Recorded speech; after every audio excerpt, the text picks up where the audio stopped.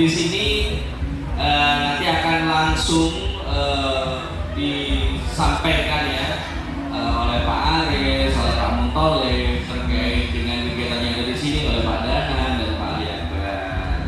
Oke, teman-teman udah siap semuanya, buku catatan dan sebagainya. Oh iya Pak Muntolib, nanti kita lebih kayak ke diskusi santai aja ya Bapak ya. Pak Muntolib, nanti kita kayak diskusi santai, kayak talkshow santai gitu Mas Ali Akbar ya, Mas Aris sama Pak Danan, supaya teman-teman ini tidak boring tapi mereka dapat ilmu.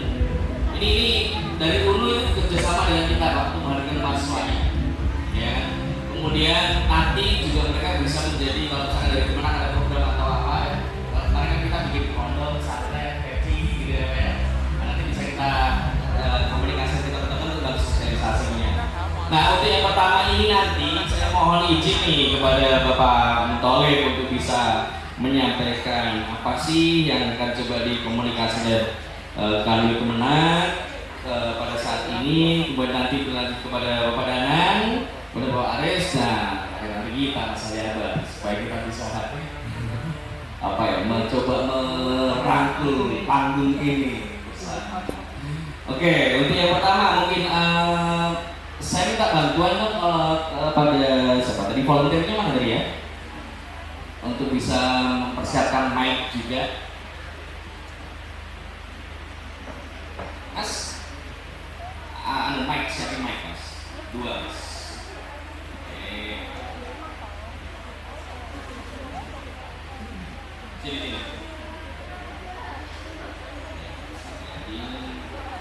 Oke. Nah, ini satu nanti bagaimana?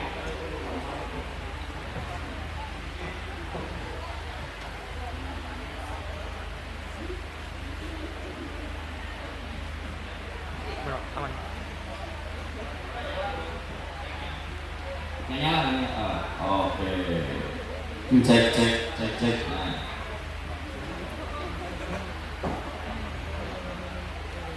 Oke, untuk kesempatan pertama mohon dari Pak Mutolib menyampaikan apa yang bisa kita sampaikan kepada anak muda ini. Untuk waktu dan tempat saya persilakan. Monggo.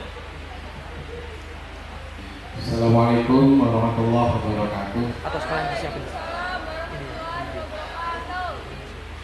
Salam sejahtera untuk kita semuanya. Om Swastiastu, Namo Buddhaya. Salam sejahtera untuk kita semuanya. Alhamdulillahilladzi qawluhu turrahmatullahi wa bisyara minal amwali bil kathar. Wal Qur'anul Karim bihi hidayatul rahmatul wa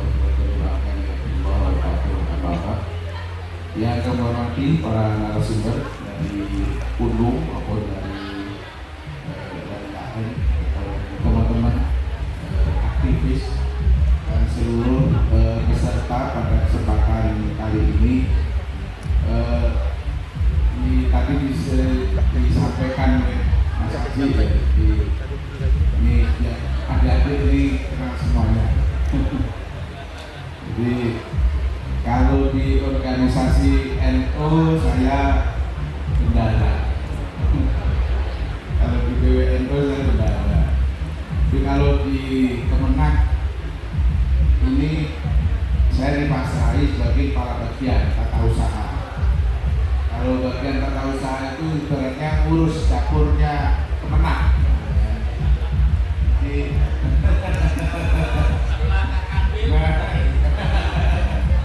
Dan disuruh ngurusin dapurnya Kemenang. Jadi apa saja yang ada di situ ya kita larinya ke saya, ke Kak Kamil, terus ke saya baru. Di situ ada SDM, sumber daya manusia, kemudian tata usaha. Di tata usaha itu nanti dia ngurusi bidang pendidikan madrasah, jadi koordinasi sifatnya. Ada yang penghulu, ada yang penyuluh, kemudian ada yang kepala KUA, kepala madrasah, dan sebagainya. Itu larinya di tingkat koordinasinya di kami lah. Termasuk nanti kalau adik-adik magang di Kemenang ya nanti larinya ke kami.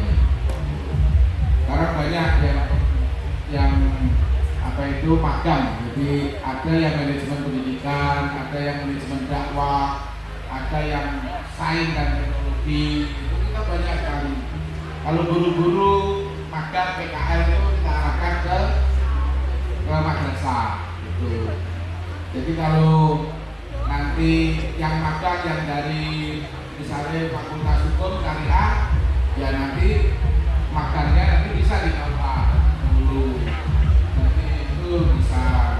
Kalau ada yang mungkin yang jurusannya UMKM ya nanti kita tempatkan di madrasah keterampilan. Jadi kami punya madrasah keterampilan yang dulu hanya 5, sekarang waktu saya jadi kepala bidang pendidikan madrasah itu saya kembangkan jadi 9 lokasi. Jadi madrasah swasta kita ikutkan, termasuk yang Alumtas itu komunitas juga di pondok pesantren yang dulu itu dengan jurusan HP bisnis pengelolaan hasil pertanian. Jadi itu yang masuk nanti UMKM gitu. Ada yang elektronik, ada yang tata busana, ada yang tata muda dan sebagainya. Itu kita kembangkan di sana karena ini menyambut era globalisasi. Tentu ini nggak bisa madrasah hanya ngaji terus, nggak bisa. Kalau yang madrasah ngaji khusus keagamaan nanti di mat 1 itu kita untuk mencetak kiai ahli agama itu di mat 1. Jadi banyak hal yang ada madrasah sekarang udah ada. Alhamdulillah, jadi nanti yang termasuk UMKM. Kemudian kami di Kabak Teho itu diserahi menjadi ketua Satgas Halal. Nah, ketua Satgas Halal itu kami sudah sosialisasi ke seluruh DE UMKM yang termasuk dengan si Bakul ini. Nah, si Bakul ini kami sudah sering kalau sosialisasi di masyarakat terkait dengan program BPJPH itu, ini belum kenal mungkin ada itu. BPJPH itu bahkan penyelenggara jaminan produk halal. Karena ini Undang-Undang Nomor 33 Tahun 2014 mengamanatkan bahwa produk minuman dan makanan mulai 17 Oktober 2017 sampai 17 Oktober 2024 produk makanan yang beredar di masyarakat harus sudah bersertifikasi halal. Yaitu maksimal nanti tinggal 2 tahun lagi, nanti paling berbondong-bondong nanti semua produk yang beredar di masyarakat yang kemasan itu yang bisa apa yang yang kemasan misalkan kayak Aqua ini nggak boleh, nanti kalau tidak ada produk halalnya disikat sama pemerintah, nggak boleh beredar. Nah ini kalau ini makanya ini sudah ada belum? Oh sudah ada, ini sudah ada sertifikasi halal dari MUI. Nah ini kan ini yang lama, karena yang lama ini masih bisa bersertifikasi halal yang MUI, logo MUI yang paling lama itu masih bisa digunakan sampai 2024. Nanti setelah 2024 nanti harus memakai logo yang baru. Nah itu, jadi kami tugasnya begitu. Nah ini mestinya jadi kami kemarin itu rekrutmen terkait dengan sertifikasi halal. Nah ini sertifikasi halal itu rekrutmen kami yang PPH namanya. PPH itu pendamping proses halal. Nah itu kalau misalkan adik-adik menemukan bisa sertifikatkan satu sertifikat itu upahnya itu dikasih honornya itu 150.000. Kemarin itu banyak anak-anak yang dari UIN Sunan Kalijaga itu yang 1 bulan atau 2 bulan itu bisa 100 produk halal ini. Nah kan 15 juta. Nah, ini kan kami yang gaji, jadi kami yang harus gaji itu kami dari BPJPH. Jadi kami punya LPH. BPJPH itu kalau di Jogja punya LPH, Lembaga Pemeriksa Halal. Jadi satu LPPOM UI, LPPOM itu, kemudian yang kedua LPH-nya UIN Sunan Kalijaga yang Halal Center. Nah, kemudian yang sebentar Pak, sebentar. Ini supaya di talk show nggak ada waktu gitu. Karena semuanya biar menarik. Ya. Berarti Unur masuk yang sekarang nggak kalau kerja sama dengan sana gimana? Masih bisa ya? Masih bisa. Seperti dengan UIN kayak gitu. Atau Sapik mungkin yang nanti akan bisa. Ya. Unur ya. Itu bisa nanti mengajukan ke LPH kami. Bisa nanti ke kami mengajukan ke LPH, bisa nanti Unur itu. Jadi yang sekarang masih proses itu ya Mas. Jadi ada UAD, UMY itu mengajukan. Unur belum ya Pak ya? Wah, ini dia mengajukan karena nanti bisa mengajukan rekrutmen anak-anak. Ada privilege dia juga bendara di BWNU loh. Jadi mungkin itu Mas Haji. Jadi kami di Satgas ini tugas itu sosialisasi, kemudian ya nanti terkait dengan misalkan pusat oleh-oleh Jogja ini Yes. belum ada yang sertifikasi halal. Ya kami akan menegurnya nanti. Kalau sudah nanti tahun 2024 kalau ini nanti nggak boleh kayak edar di pasaran. Ini harus. Jadi, Total targetnya berapa sertifikasi? Jadi kalau targetnya kami kemarin dari Kementerian Agama itu ada tahap pertama yang 2022 itu gratis itu 25.000 ya tahap pertama. Tahap pertama itu 25.000 se-Indonesia. Nah, Yogyakarta kemarin itu paling banyak karena 4.752. Wah itu Jogja bisa luar biasa. Kami itu paling banyak. Jadi paling banyak itu karena Jogja itu dari 34 provinsi bisa 4.762 sendiri. Gitu. Masih ada program apa lagi Pak ini untuk Itu masih ada program yang kemarin itu. Jadi kemarin karena itu antusias masyarakat untuk sertifikasi halal itu banyak. Per tanggal 1 September itu ditambah lagi dari Kementerian Agama 324.000. Nah, tahun ini Pak ya? tahun ini. Tahun ini. Nah kemarin yang untuk tahun ini yang halal gratis itu sudah ditutup per 25 November kemarin. Nah karena apa? Karena kita kan harus pertanggungjawaban ke Betul. negara. Gitu. Jadi pertanggungjawaban negara itu per satu UMKM misalkan air ini 300.000 kalau gratis itu. Jadi gratis itu bukan bukan nggak bayar dari UMKM nya tapi karena dibayarin oleh Kementerian Agama. Bayarnya berapa Pak kalau saya nanti sudah berbayar itu? Kalau nanti sudah berbayar itu kira-kira bayarnya berapa sih? Bayarnya. Iya. Jadi kalau bayarnya itu 300.000 itu kita bagi Pak.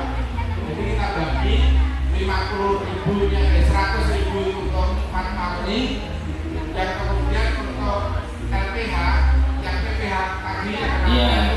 itu 150.000. Nah kemudian 50.000 nya itu untuk LPH nya. Jadi kalau misalkan Unung itu punya menjadi LPH lembaga perusahaan, Unung setiap satu produk ini dapat 50.000. Tenaganya dapat 150.000. 150.000. Oke. Oh ya anak-anak kemarin. Oh itu udah skematik banget ya Pak ya? Oh iya. Kemarin Dan tidak mungkin ada yang namanya terjadi kebocoran ya Pak, karena pembayarannya langsung ya Pak nanti. langsung. Jadi kami itu melalui, jadi itu rekrutmennya itu melalui terbuka. Jadi terbuka. Kemudian setelah rekrutmen itu anak-anak misalkan kemarin itu kita buka itu kita BI itu punya 1.052 PPH pendamping proses halal. Itu terbanyak se Indonesia. Terbaik. Berarti kesadarannya lebih tinggi ya Pak di sini ya, Pak, Ya, ya? karena Jogja lebih paling Ini aja Pak, kalau untuk tahun 2023 ada ancang-ancang apa supaya bisa dipersiapkan atau menurun di sini Pak? Iya, jadi kalau 2023 nanti untuk UMKM akan dibuka sertifikasi halal yang program gratis itu sepanjang tahun. Kalau kemarin kemarin dikasih batasan 3 bulan, 4 bulan. Besok untuk 2023 itu akan dibuka program sertifikat itu sepanjang tahun. Jadi kemenang karena punya kepedulian. Padahal peserta di pameran ini aja ada 300. Kalau teman-teman ini bisa cepat dan sat ya, dapat 300 data.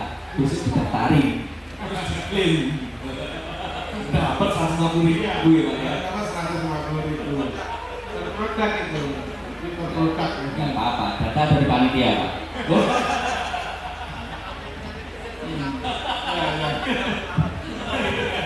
Oh iya Pak, oh menarik kali ini Pak.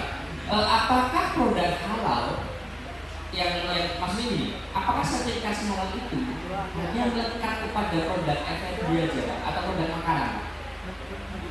Tidak, jadi nanti itu ada produk-produk, ada yang produk minuman dan makanan, ada yang obat tradisional, ada yang kosmetik dan sejenisnya. Nah itu kan ada, kemudian apa ya semuanya nanti misalkan kemasan juga itu harus diperkenalkan misalkan apa ya? Karena kemarin kan gini Pak, saya kan juga sempat membantu ya Pak ya, ini ya tentang sosialisasi itu. Dan Ah. saya membantu Kanwil Kemenak kemarin untuk visualisasi tentang produk halal ya Pak ya, terutama manajemen halal. Nah, ternyata yang dimaksud halal itu nggak cuma produknya ini, Ya. tapi proses manajemennya juga. Ya, betul. Dari pembelian bahan baku, ya kan, sampai proses operation di dalamnya, Ya. sampai ke outputnya. Bahkan fashion ini pun, ya Pak ya, Ya, betul. fashion ini pun juga ada lisensi halalnya. Ya. Nah, Jadi memang halal itu tidak hanya isinya saja, tapi lalu prosesnya. proses. Jadi misalkan kayak air Karena ini masih banyak yang anu Pak, benar nggak Mas? Masih ada yang banyak salah persepsi bahwa kalau wah ini menarik, ini beda nih. Ini menarik ini. Nah, oh ini nggak halal Mas menurut saya Mas. Ini harus Ini belum ada ilmunya. Langsung kenapa bilang ya Pak? Jadi ini nggak cuma ini harus sudah. oh iya ada. Biasanya kalau sudah di produk peredaran yang besar-besar kemarin kami juga sudah undang Danon itu sudah kami undang di UGM kemarin. Soalnya tahunya itu hanya produknya kanan, murah gitu. Bahkan ternyata seperti ini pun ini nggak cuma dari ininya ya, tapi kayunya kayu apa, catnya, ya Pak ya, prosesnya, prosesnya serius. Ternyata halal itu dari input, proses, output. Ya, itu jadi proses misalkan gini.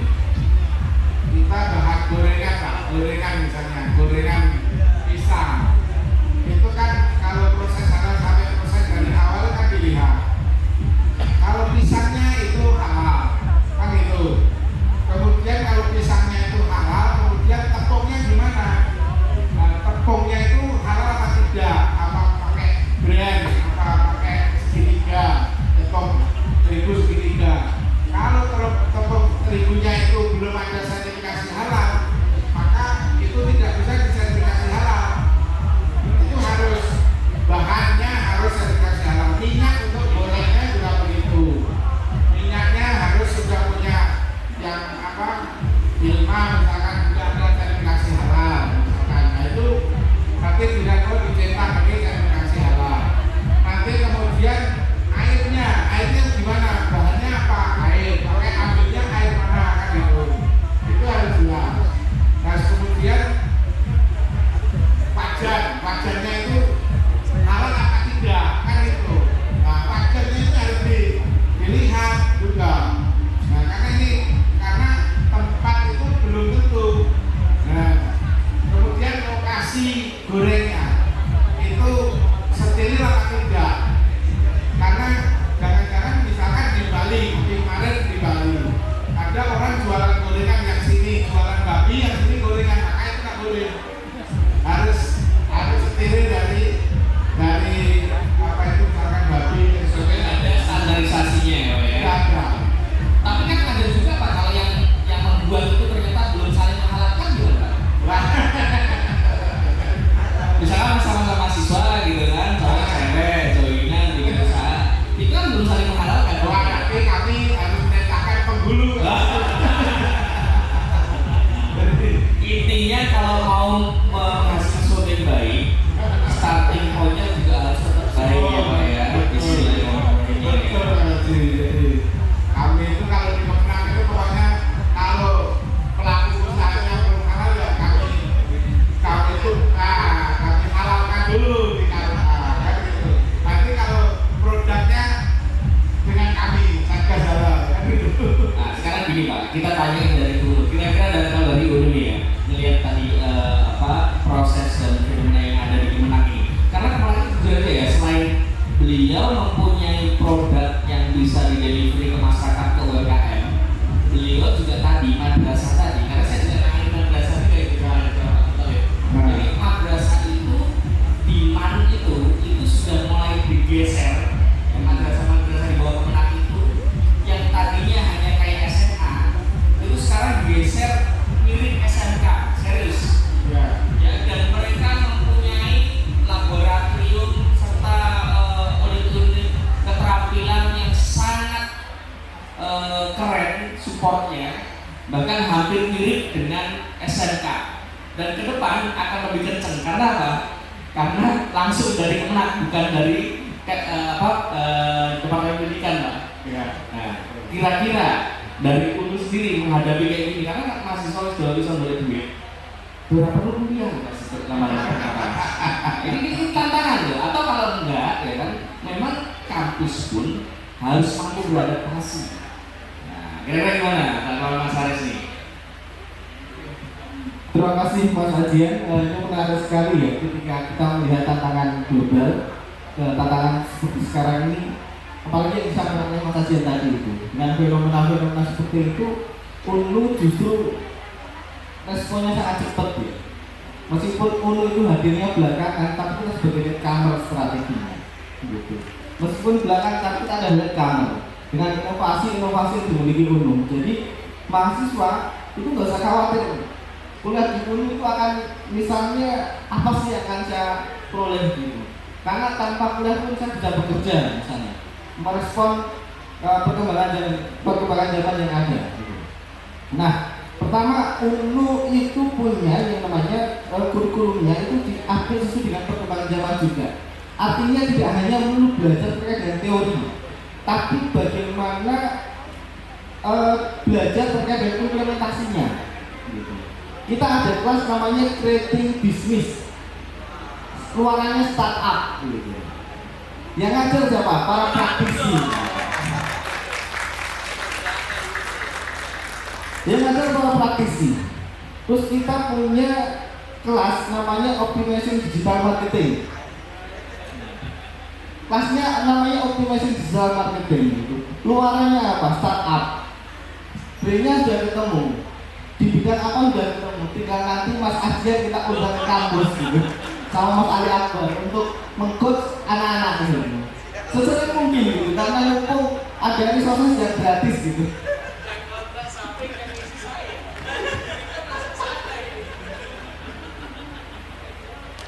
Jadi teman-teman nggak usah khawatir, kita itu sudah beradaptasi dengan perkembangan zaman.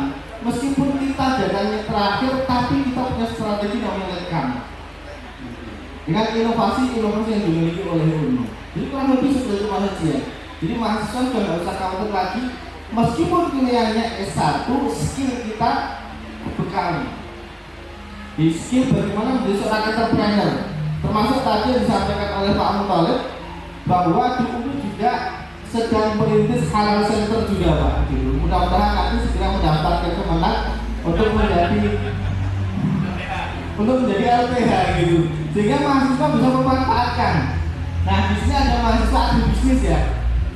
Ada ya mahasiswa agribisnis? Kalau enggak, mahasiswanya UNU itu bikin UMKM banyak, ya Pak ya. Terus LPH-nya di sini daftarin halal semua. Keren gitu. Daripada UMKM lainnya gitu, malah dari teman-teman mahasiswa juga kan gitu, itu akan lebih menarik kan. Ini asik nih, karena di sini juga ada Mas Danang dari samping UNU nih. Nah kira-kira ini menghadapi beberapa argumentasi dari tadi dari Bapak Muthalib, terus tadi dari Mas Haris, dengan ada kurikulumnya dari UNU. Kira-kira Mas Danang sendiri perspektifnya melihat beberapa hal itu Mas seperti apa nanti kira-kira ke depannya? Iya, terus Mas Adi, ya menarik. Saya coba untuk ini ya. Kalau Safir itu kan mungkin teman-teman sudah pernah mendengar atau belum pernah mendengar. Ini adalah sebenarnya research center di UNU. Cuman kantor kita itu di Kota Baru, jadi mungkin agak terpisah. Tapi sebenarnya kita adalah bagian dari UNU. Nanti kalau gedungnya sudah jadi, kita akan jadi satu sana. Curang ya, itu kalau udah jadi ya, iya. Performanya bagus gitu. Karena kemarin juga kita berbicara itu. Satu yang menjadi concern kami itu adalah satu syariah finance, keuangan syariah, dan yang kedua adalah digitalisasi atau digital ekonomi.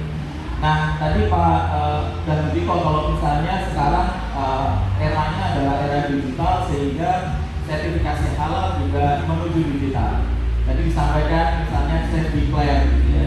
Kita juga ikut terlibat di sana. Bagaimana membuat sistem untuk proses sertifikasi halal itu menjadi digitalized, menjadi lebih mudah, lebih murah, dan lebih nanti bisa mencapai tadi angka-angka yang lebih banyak, karena digital itu kan salah satu impactnya adalah itu tadi menjadi lebih murah, tapi juga efeknya menjadi lebih besar dengan waktu yang lebih singkat.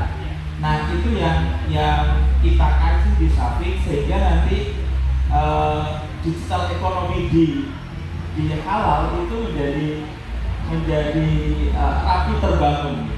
Begitu Mas Haji. Ya, ini enak banget ini masuknya ini sebelum Mas Ali Akbar menanggapi, karena saya sama Mas Ali Akbar ini sedang membangun konsepsi untuk digital marketing, digital ecosystem atau digital community, dan yang selanjutnya adalah digital ekonomi. Nah, Mas Ali Akbar mungkin bisa disampaikan ini apa yang sedang kita di monitoring itu ya. Pas kebetulan ngomongin halal Pak, saya lagi jadi coaching untuk satu produk cat yang baru kali ini beliau mengeluarkan cat halal. Karena cat kadang-kadang bilangnya ada satu bagian melanin yang bisa pakai hewan. Nah mereka sekarang sudah punya yang nabati. Cat ini kemudian bisa dipakai jadi cat halal masjid, musola, pesantren gitu. Kita lagi coaching beberapa anak muda untuk bisnis cat. Makanya saya lagi pakai ininya. Itu yang ini Mas Ali Akbar ini Pak. Mas Ali Akbar ini tadinya lama menentang di dunia cloud ya. Jadi kayak sedo gitu. Kemudian di Jakarta, terus lama-lama sekarang dari pindah Jogja. Nah, di Jogja kantornya nanti di daerah Ketungan. Yang 3 lantai itu ada namanya King. Iya. Izin. Pokoknya belakangnya ada gambar-gambar gitu lah. Oh gitu ya. Nah, ada Ketungan. Nanti mungkin bisa dari iya. Makanya enak ya nanti ya. aku menambahkan dana ya. Jadi era hari ini Pak itu ada 5 era Pak. Era komputer, era internet, era digital. Yang tengah ini yang banyak orang sebut transformasi digital. Sebenarnya udah lewat Pak. Ini udah ada era blockchain dan era kuantum.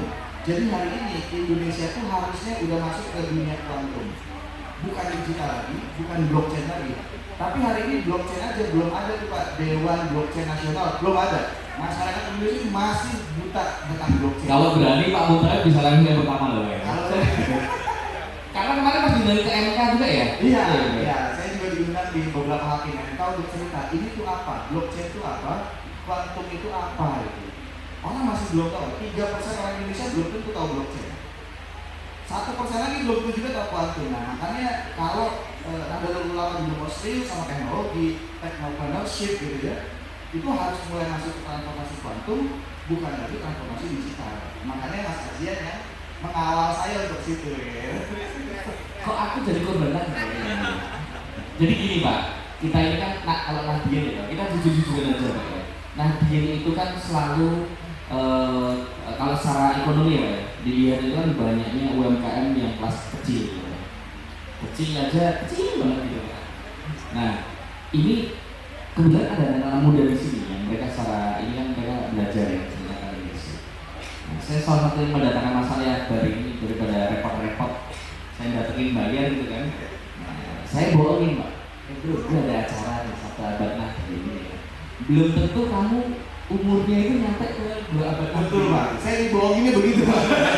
Makanya tadi mohon maaf saya nggak tahu Mas Hadi, tapi jadi tahu. Besok saya lebih apa lagi.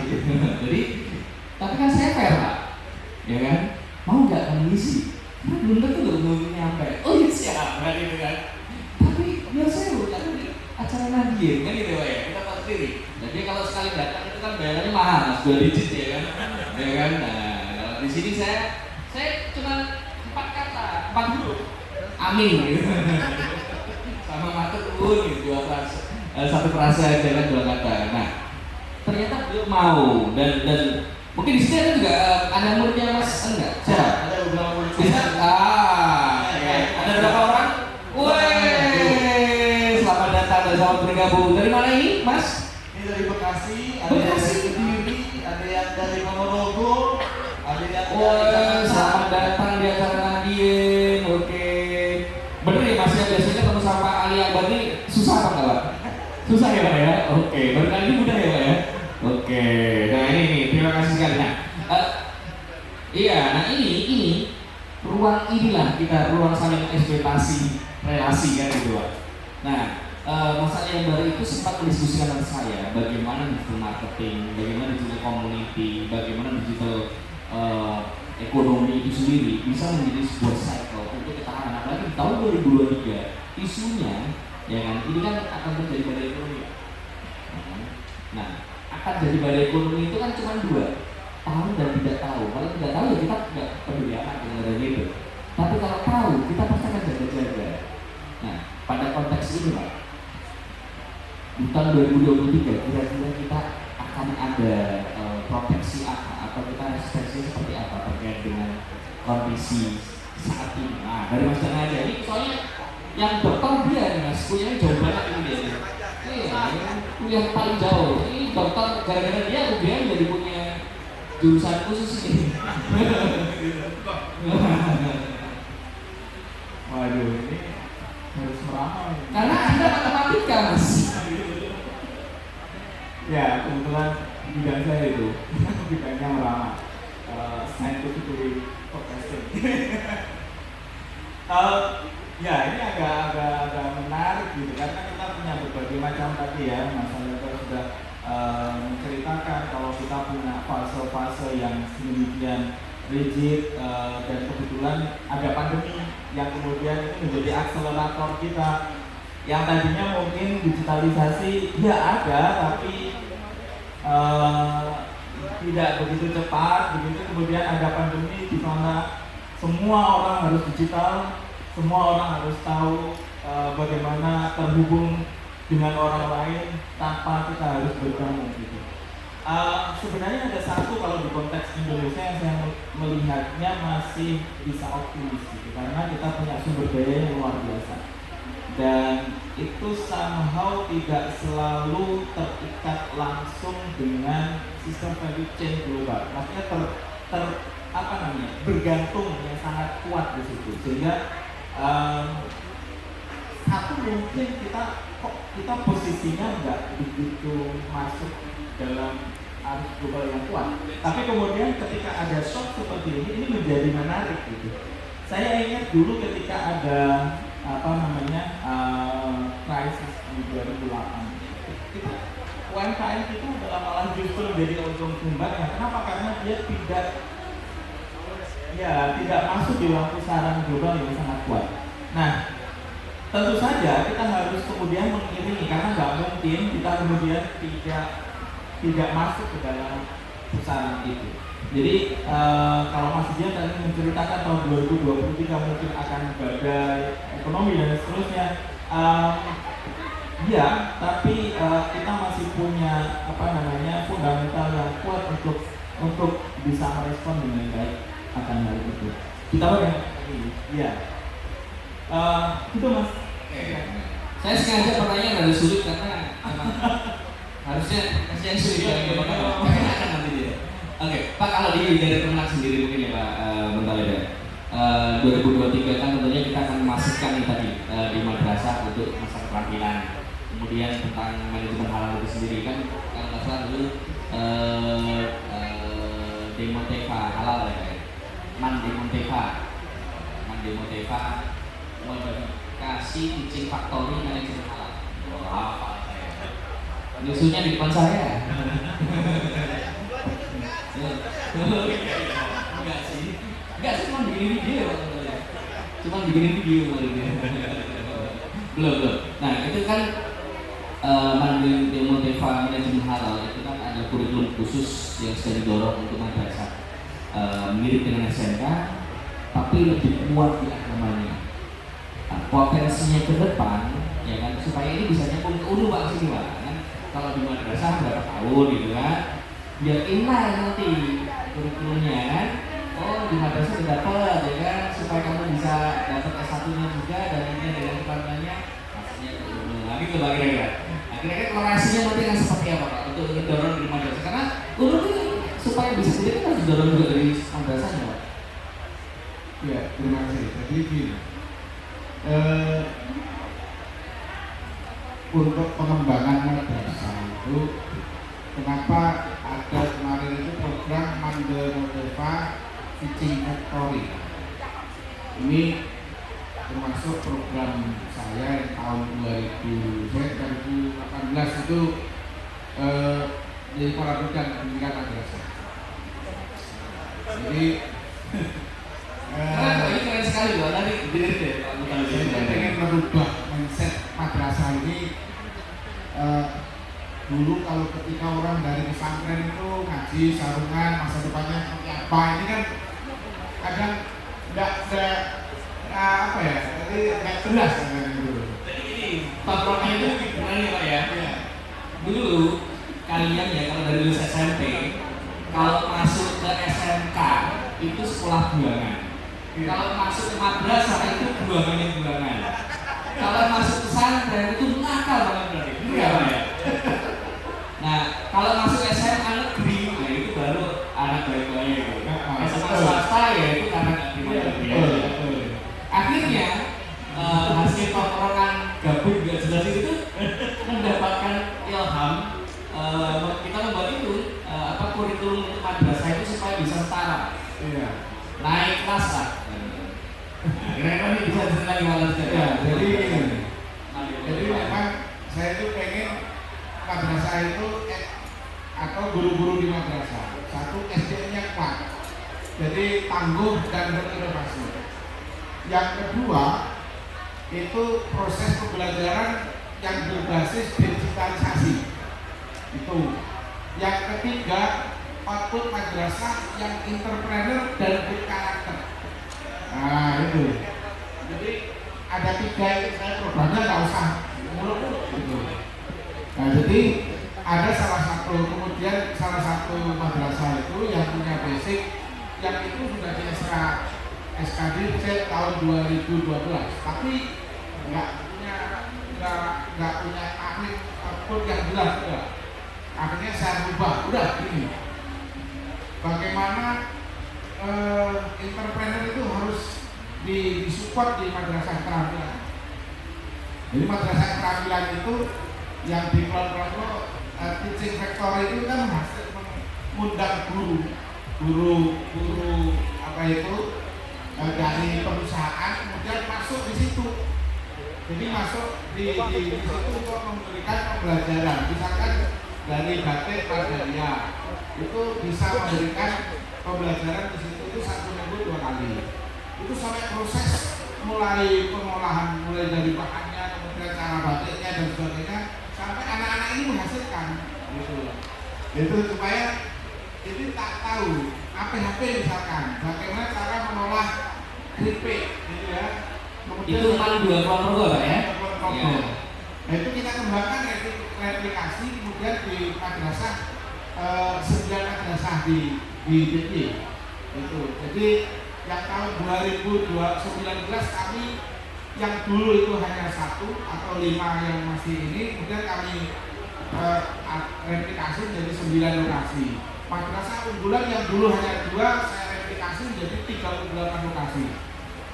38 lokasi. Jadi supaya apa? Ini bisa berkembang. Dan itu SDM kita madrasah itu guru-guru kami rotasikan. Mereka supaya beradaptasi dengan teknologi. Karena zona nyaman ini menjadi penghambat perkembangan madrasah di daerah istimewa Jakarta menurut saya. Maka ini harus kita ubah total. Jadi katanya orang yang sukses itu orang yang berani melaksanakan perubahan. Nah, itu kami ubah semuanya. Alhamdulillah ini madrasah sekarang itu hampir ada beberapa yang sudah sejajar dengan madrasah yang sekolah umum. Dan se-Indonesia nyontongnya ke Yogyakarta. Hanya Yogyakarta. Tangan dulu buat Abang Toib. Alhamdulillah. Iya serius, se-Indonesia nyontongnya ke Yogyakarta. Jadi kami itu mulai dari asesmen kompetensi kepala madrasahnya terbaik di Indonesia. Asesmen kompetensi pengawas itu juga terbaik di Indonesia. Nah kemarin yang kemudian asesmen guru itu alhamdulillah kemudian kami itu dari Woodbank itu Pak. Dari Woodbank itu kita terbaik di Indonesia dari yang dilaksanakan oleh Woodbank itu dia. Kemudian yang terakhir itu asesmen kompetensi siswa. Kita ini peringkat pertama, tapi pertamanya jauh sekali. Kita ini rata-rata 86, kemudian habis itu DKI rata-ratanya itu 72. Jauh sekali. Kemudian Jadi harusnya di Jakarta Kota Pendidikan itu dari kami menang ya Pak ya? alhamdulillah seperti itu. Ya, Nah, nah ini maksud saya kemarin itu bagaimana madrasah ini ada kalau pengen misalkan kami buat unggulan, kalau pengen keterampilan bersinergi dengan keterampilan ya di madrasah keterampilan di Bantul itu ada beberapa yang sudah kami tetapkan. Man 1 Bantul, kemudian Man 2 Bantul, kemudian yang di Kulon Progo itu tiga-tiganya. Man 1 Kulon Progo juga ada basic keterampilannya. Kemudian yang di Man 2 Kulon Progo itu juga ada basic keterampilannya. Itu ada APHP, tata busana, kemudian elektronik. Elektronik itu kami sudah yang Sama yang pria logam juga ada. Ya, Pria logam. pria logam, kemudian yang Arahnya manufaktur gitu nanti. elektronik itu sudah kami Robot. kami kerjasamakan dengan UNER. Jadi ada kerjasama dengan UNER itu magang 3 bulan, tapi itu modul kalau 2 semester itu. SKS-nya. Terus kemudian dengan Polytron itu kami udah dari 20 yang magang di Polytron itu 18-nya diambil. Yang kemarin itu. Jadi udah standar ya. Itu. Setelah ini artinya Bapak ini salah satu untuk bagaimana nanti teman-teman kalau misalkan yang di madrasah kemarin kalau kita sosialisasikan Pak, jadi kita sampaikan ke UNU juga itu kan Kemenak termasuk awal-awal UNU itu kan banyak yang harus kami sekolah di UNU itu. Jadi kenapa demikian? Kita nggak usah ada kekhawatiran. Jadi kalau UNU itu menambahkan kemudian ada termasuk marketing dan sebagainya itu ya itu sangat bagus karena dunia sekarang ini digital nggak bisa ditinggalkan dan itu kita harus adaptif dengan digitalisasi itu termasuk kami kerjasama dengan Mas Aci itu bagaimana nanti marketingnya Kemenak itu bukan berarti Kemenak terus sebagai lembaga itu hanya diam, tapi tetap harus itu apa yang terjadi di dunia luar itu kita harus adaptable kan dengan perkembangan yang ada. Mungkin itu masih ya. Ya Pak, oke. Menarik sekali ya. Jadi memang kalau dulu Kemenak itu katanya isunya lambat dalam pelayanan, kemudian kalau ngurus apa-apa harus pakai duit susah. Kan milik Kemenak di Jakarta enggak kok, nyaman, enak, ada UPT, ada PTSP-nya, ada pelayanan online dokumennya, bahkan ada pojok untuk nongkrongnya juga. Kemarin saya diskusi kalau bisa ada coffee shopnya di depan Pak gitu. Ternyata pakai mobilnya yang dari digusur gitu kan. Tapi sebenarnya itu kan bagian dari komunikasi antar Kandil dengan masyarakat ya misalkan. Bisa aja. Nah, tapi ini yang lebih asik lagi adalah kalau Kandil Kemenak ini kan adalah perwakilan dari government-nya ya. Ketika secara kebijakan mereka sebagai pelaksana kebijakan dan juga yang mengolah supaya kebijakan itu bisa terdelivery dengan baik ke masyarakat. Nah, kalau UNU ini kan ada basis massa yang asik nih. Nah, dengan adanya paparan dari Pak Muthalib ini, kira-kira nih kalau dari Mas Aris yang di depan, apa yang akan coba kita lakukan kepada teman-teman mahasiswa ini, ya, supaya kita bisa membangun kolaborasi positif nih. Kalau dalam pentahlil itu kan ada akademisi, bisnis, community, government, and media-nya. Nah, ini kan sudah ada akademisi, ya kan, sudah ada government-nya gitu kan. Kalau untuk bisnisnya kan sudah ada dari Safex, sudah ada dari PT King. Nah, Mas Ali Akbar nanti rencana juga akan melakukan proses banyak yang kita melakukan inkubasi bisnis kepada teman-teman UMKM, tapi akan ada proses yang cukup panjang karena tidak mau beresiko. Karena UMKM itu seperti itu Pak, masih ada paham sekali nanti awalnya. Dia ada berapa? 12 ya kalau saya kita kriteria yang bisa kita sampaikan. Nah, kira-kira, atau mau lu jelasin dulu ya 12 itu? Nanti ya, abis ini ya, abis dari ini ya, abis dari Mas Haris ya. Oke. Maka Mas Haris kira-kira seperti apa? Oke. Semakin siang semakin menarik ini. Kalau saya mau dicek ke berdiri ya Mas. Iya. Kalau saya duduk itu kayaknya kelihatan kalau saya apa ya, nggak usah mikir gitu, nggak usah cari gitu. Jadi gini, merespon tadi yang disampaikan oleh Pak Balot dari Kemenang itu sangat inline Pak dengan program kita. Mas Ajian di belakang ini para santri yang biasa di pondok pesantren itu kaosan sarungan. Ini loh Mas, yang baris belakang ini. Itu loh kita Mas, meskipun Ya kalau mandi antri itu ya, kelihatan. Korek kan terus. Pak, mereka sudah punya unit usaha Pak, sudah mampu mendirikan BUMP, badan usaha. Berdiri dong yang sudah punya badan usaha. Berdiri mas, berdiri mas, berdiri. Tepuk tangan dulu buat para pengusaha muda ini. Bisa ceritakan usahanya Pak Mas, bisa ceritakan usahanya Pak Mas. Usahanya itu budidaya jamur merang Pak. Mereka mulai dari nol kita ajari dan sekarang sudah berproduksi. Ini periode ketiga. Dan sekali panen kemarin itu sekitar 270 kilo Pak. Nah, dikalikan kalau per kilo misalnya harga jualnya di pasaran itu 25 sampai 30 ribu berapa? Berapa? 270 kilo. Ya, 270 kilo itu satu periode Pak. 25 sampai 30 ribu. Nah itu kan udah kelihatan uangnya kan. Nah ini adalah bentuk adaptasi, bentuk istilahnya adalah transformasi bahwa pondok pesantren itu tidak hanya sekedar mengaji kitab kuning, mengkaji Quran, tidak hanya sekedar itu. Tapi bagaimana pondok pesantren, para santri dan madrasah itu juga mampu beraktualisasi diri di bidang entrepreneurship Pak. Nah, ini UNU bergerak di bidang itu juga Pak. Jadi kita jadi akselerator gitu. Kita jadi akselerator. Nah, selain itu kita juga sudah mudah para praktisi untuk mengajar di kampus Pak. Salah satu muridnya Mas Ali Akbar itu ngajar di kampus. Namanya Bu Sekar. Nah, sudah ada gitu. Muridnya Mas Ali Akbar itu sudah ngajar di kampus.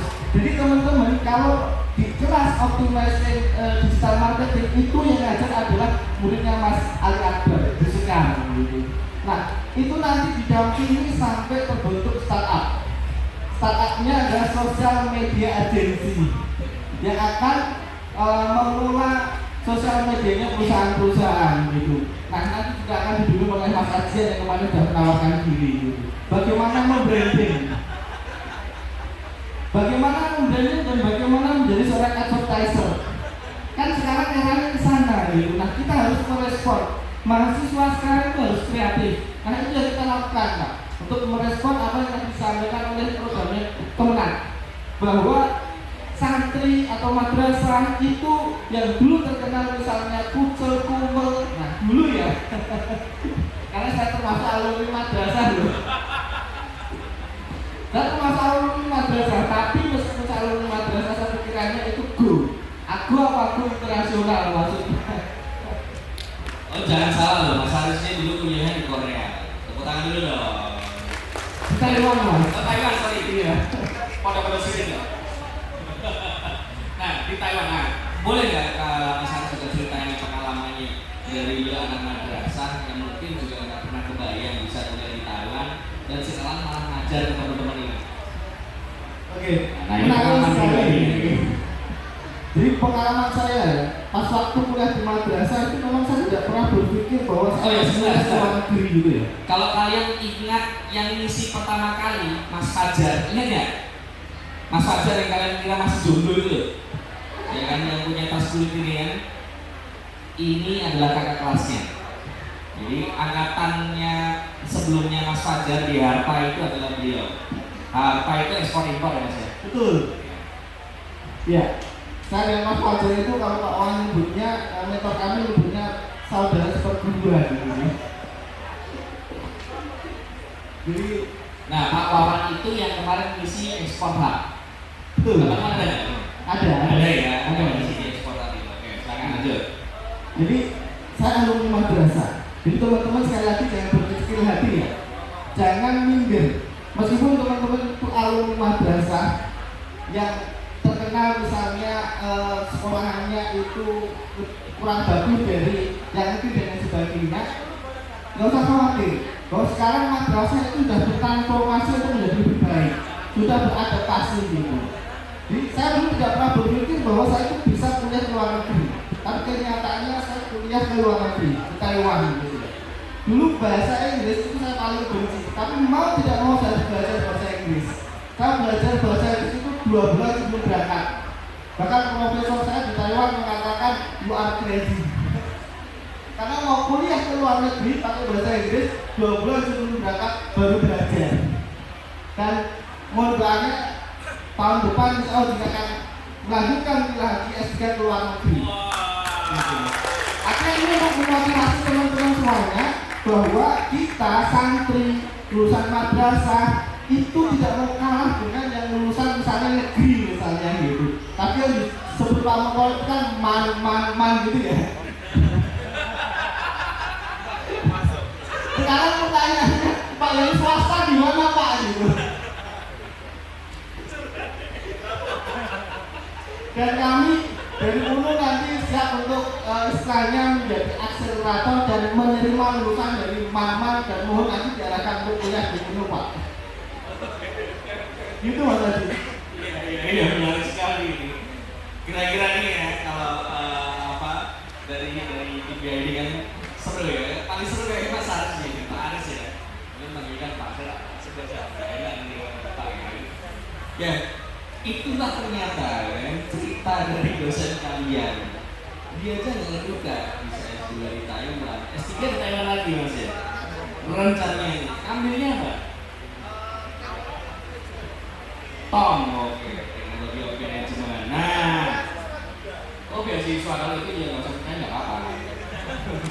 itu kan habis itu impactnya harus pengabdian kan. Artinya bahwa santri itu punya kualifikasi untuk tempur bersaing untuk memperoleh beasiswa LPDP. LPDP kan beasiswa bergengsi. Linear ya Mas ya? Gimana? Linear ya manajemennya? Linear. Oke, kira-kira berapa tahun itu selesai Mas?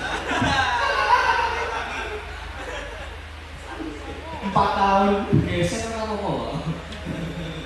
Bukan ya, nggak masalah loh. Kalau di UNU kurang fasilitasi kan, geser sedikit tempat saya nggak apa-apa.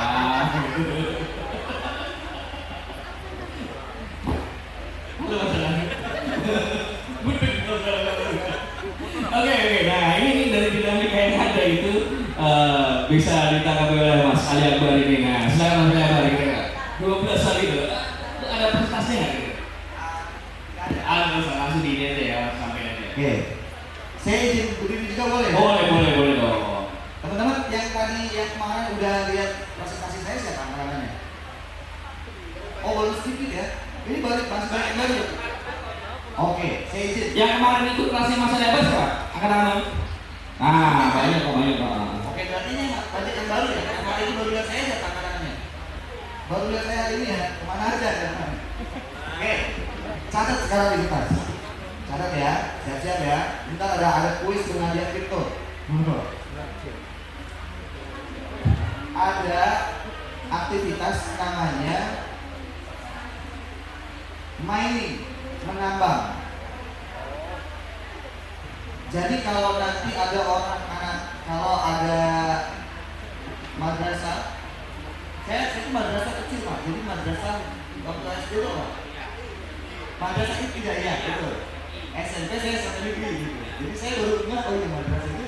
Saya pikir waktu kecil doang Pak, ternyata ada madrasah ibtidaiyah, aliyah gitu ya. Kalau sanawiyah itu oke. Kita bisa dengan blockchain, tadi teman-teman ya dengan blockchain, kita bisa dari madrasah ibtidaiyah ke sanawiyah, baru ke aliyah, itu dinilai. Bisa Pak, misalnya dinilai, habis dinilai namanya digamifikasi dan ditokenisasi. Habis dinilai, dikasih token, nanti pas masuk ke UNU langsung bisa. Jadi kuliahnya gratis langsung di sana. Ini habis ini pasti yang ada diskusi Mas Danang. Paham ya? Karena itu namanya mining, menambang. Jadi kalau misalnya di sekolah madrasah SD-nya yang Hidayah tadi dipasang CCTV misalnya, gitu ya. Terus setiap dia masuk kelas atau masuk ruangan masuk sekolah, ke-capture, face recognition tuh. Setiap mukanya ke-capture langsung dapat koin kripto. Koin kriptonya setiap hari dia sekolah, SD, SMP, SMA, MI, MTS, dan MA misalnya, itu langsung terakumulasi untuk siap-siap langsung bisa kuliah. Jadi kriptonya itu dari SD sebenarnya. Nanti namanya mining, edu mining. Setiap hari ditambang terus. Jadi nggak ada lagi orang yang nggak bisa kuliah, nggak ada. Nah, kita bisa di blockchain bisa banget. Oke, sekarang catat yang kedua, namanya staking. Habis mining di staking. Staking itu kayak deposito kalau hari ini ya. Jadi kripto-kripto yang ada di SD dikumpulin, ditaruh di staking. Nanti bisa bertumbuh kriptonya, tapi nanti bukan kripto. Jadi jangan berpikir bahwa kripto itu kayak trading doang, jangan. Ya, yang kedengeran misalnya trading harganya jatuh, enggak. Blockchain bukan cuma tentang kripto bukan cuma tentang trading dan trading untuk Bitcoin. Jadi banyak sekali isinya.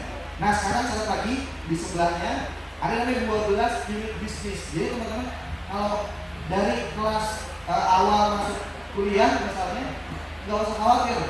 Saya tuh bisa punya sistem, kita lagi develop barang kajian. Anda bisa punya akun Twitter aja, akun Twitter, rajin di tweet, rajin diisi, terus dapat endorser gitu ya. Kemudian nanti lulus kuliahnya pakai akun Twitter itu, ceritain prosesnya. Lulus kuliah harus pakai skripsi yang biasanya susah itu nggak usah. Akun Twittermu diceritain bagaimana dapat uangnya, endorser berapa harganya, semuanya dimainin tuh, ditambang. Nah itu knowledge edu mining namanya. Yang pertama namanya afiliasi. Ya, jangan berpikir afiliasi itu kayak afiliator, kayak si Indra Ken sama Dodi Salmanan. Jangan ya. Beda, afiliator profesi yang bagus. Mereka salah tempat aja. Satu afiliasi, dua bisnis.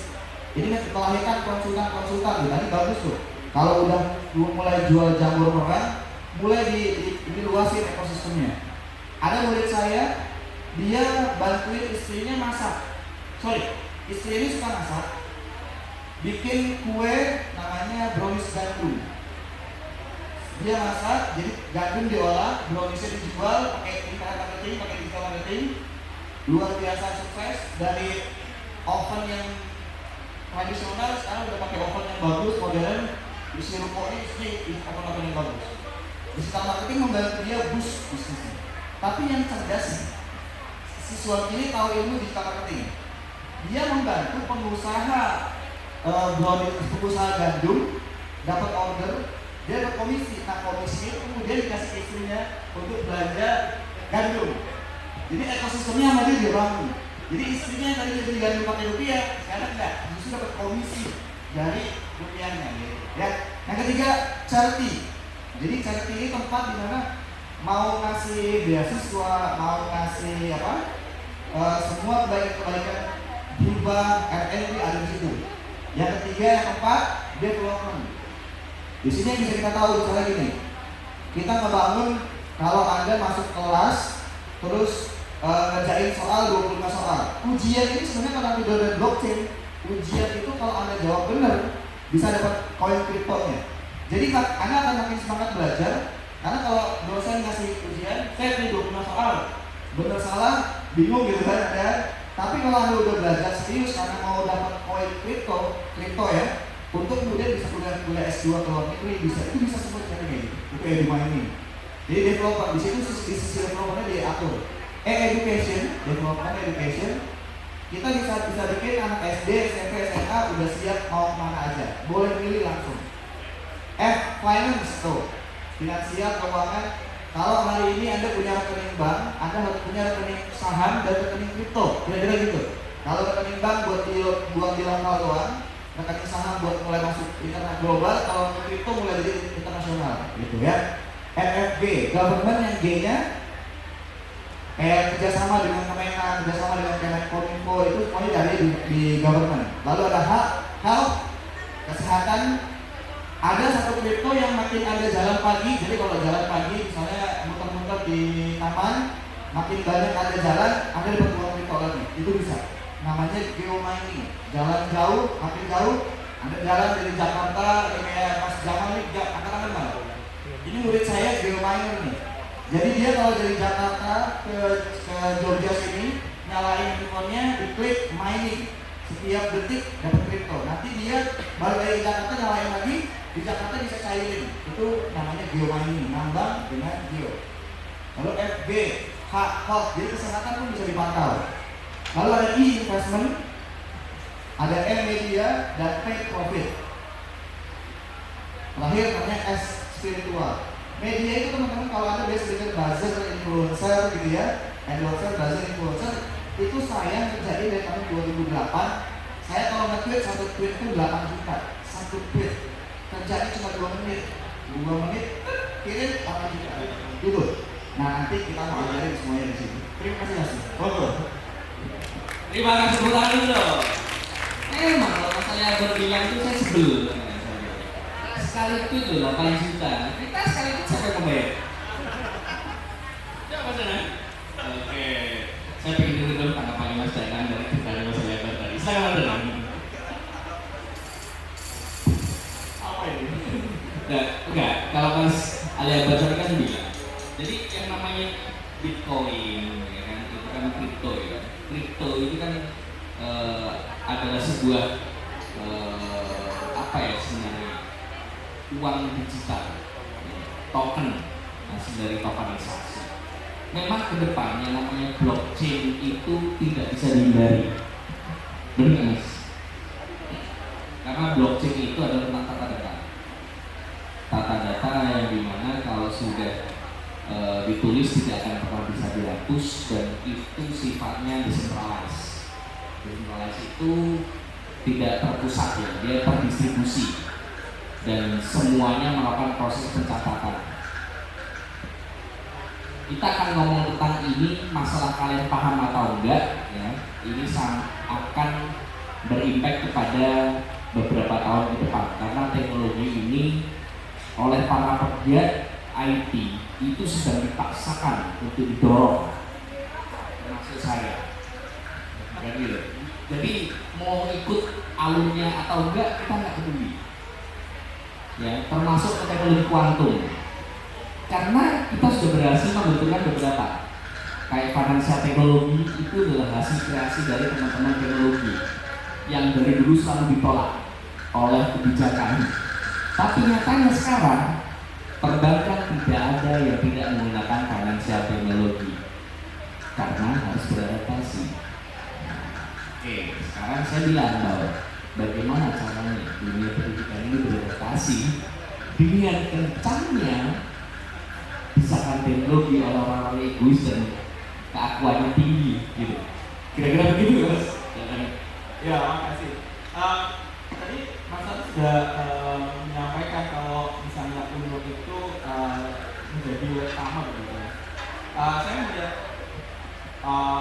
kalau bicara kamu berarti lihat dong apa yang mungkin nggak banyak orang tahu gitu. Teman-teman sekalian punya kesempatan yang sama dengan teman-teman yang lain yang sama-sama belajar kripto misalnya. Ini sesuatu yang baru yang semua orang punya kesempatan yang sama. Dan itu justru menjadi peluang yang besar. Kalau misalnya kita itu berada di belakang saya, kita punya sesuatu yang sudah settle gitu. Kita baru mau mulai belajar, teman kita yang lain itu sudah sangat expert. Nah, kripto ini menarik karena ini sesuatu yang baru. Teman-teman belajar, teman yang lain juga belajar. Jadi posisinya sama nih, posisinya setara. Dan ini nanti kalau misalnya sama-sama belajar, kita punya peluang untuk menjadi yang terdepan itu tadi.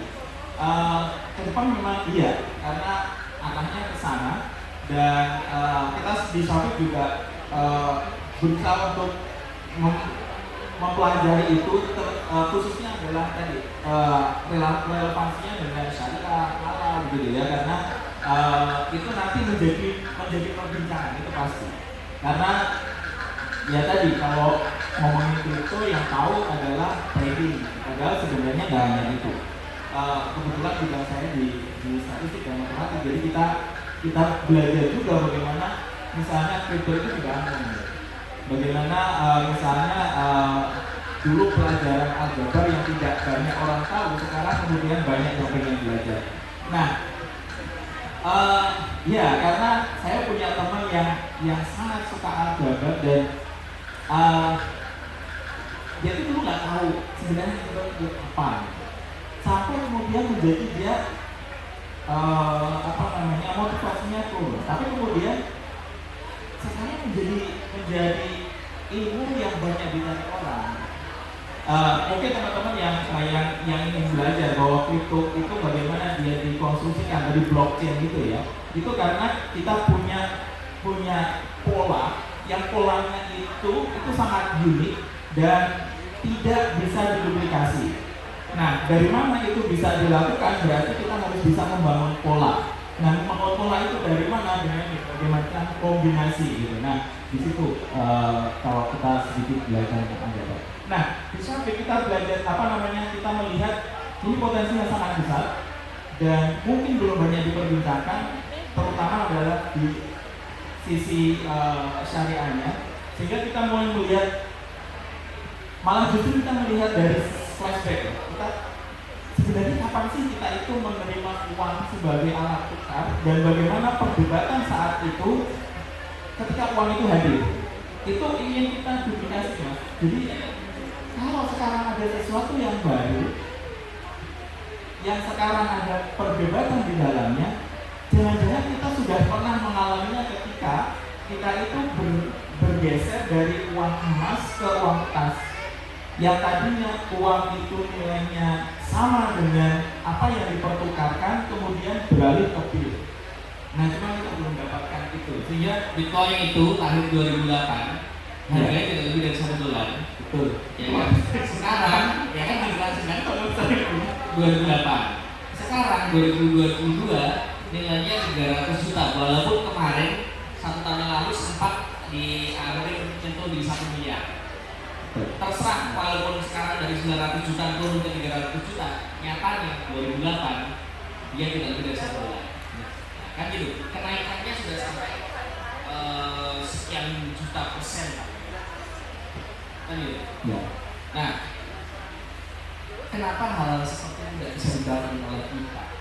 Padahal kan kita harusnya bisa. Tapi itu biar menjadi obrolan kali bulan atau bulan aja.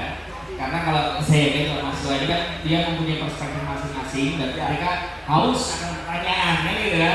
Nah, makanya pengen saya lempar nih kepada teman-teman. Tadi kan sudah ada bahan bakunya, kita tuh banyak yang untuk bisa ditanyakan ke teman-teman. Mungkin kalau kalian bingung nyatanya nggak masalah, memang sengaja supaya perspektif kalian bisa dari berbagai sisi ya. Oke, yang pertama saya ingin buka dulu dari sebelah kiri. Ya, yang mau bertanya siapa dulu? 2 orang. Saya itu 3 kali. 3, 2, 1. Nggak ada. Pindah sebelah sini. Ada nggak yang mau bertanya? Oke, satu lagi siapa? Ada nggak? 3, 2, 1. Nggak ada. Sebelah sana ada yang tanya nggak? Ada yang satu ya? Oke, berarti masalah lupa saya. Oke, ada 1 cowok dan 1 cewek yang bertanya. Silakan. Helper bisa dibantu untuk ininya, mic-nya. Ini dulu aja masnya juga jadi supaya kamu aja. Oke, silakan langsung berdiri, sebut nama dan pertanyaan langsung aja sekarang. Berdiri Mas, berdiri. Bismillahirrahmanirrahim. Saya ditanya berdiri. Oh, berdiri. Mahasiswa malu berdiri. Assalamualaikum warahmatullahi wabarakatuh. Waalaikumsalam warahmatullahi wabarakatuh. Maaf, sebelumnya karena agak pakai kopiah ya. Agaknya kurang sopan. Soalnya dari kemarin saya lihat pengajar itu gak pakai kopiah. Karena sekarang saya sengaja gak pakai kopiah. Mungkin langsung pertanyaannya langsung ke Bapak siapa itu? Yang pakai baju batik. Oh, Pak Mutoli. Kan dari tadi apa ya, untuk UNO sendiri masih belum masuk ke LBH. Nah, mungkin apa ya, untuk masuk ke sana itu mungkin kita harus mempunyai bekal kan, agar kita sampai di sana kita tidak bingung kita mau melakukan apa dan apa saja yang kita harus lakukan. Mungkin apa saja sih yang harus kita pelajari sebelum kita masuk ke sana. Mungkin seperti itu. Oke, terima kasih. Lanjut, yang dari sini, Mbak, silakan berdiri. Bisa dibantu Mas mic-nya dikasihkan ke sebelah sini. Mas, bisa dibantu mic-nya dikasih ke Mbaknya ini. Ya. Oke. Berdiri, Pak. Oke. Assalamualaikum warahmatullahi wabarakatuh. Waalaikumsalam warahmatullahi wabarakatuh. Baik, Bapak, terima kasih atas waktunya.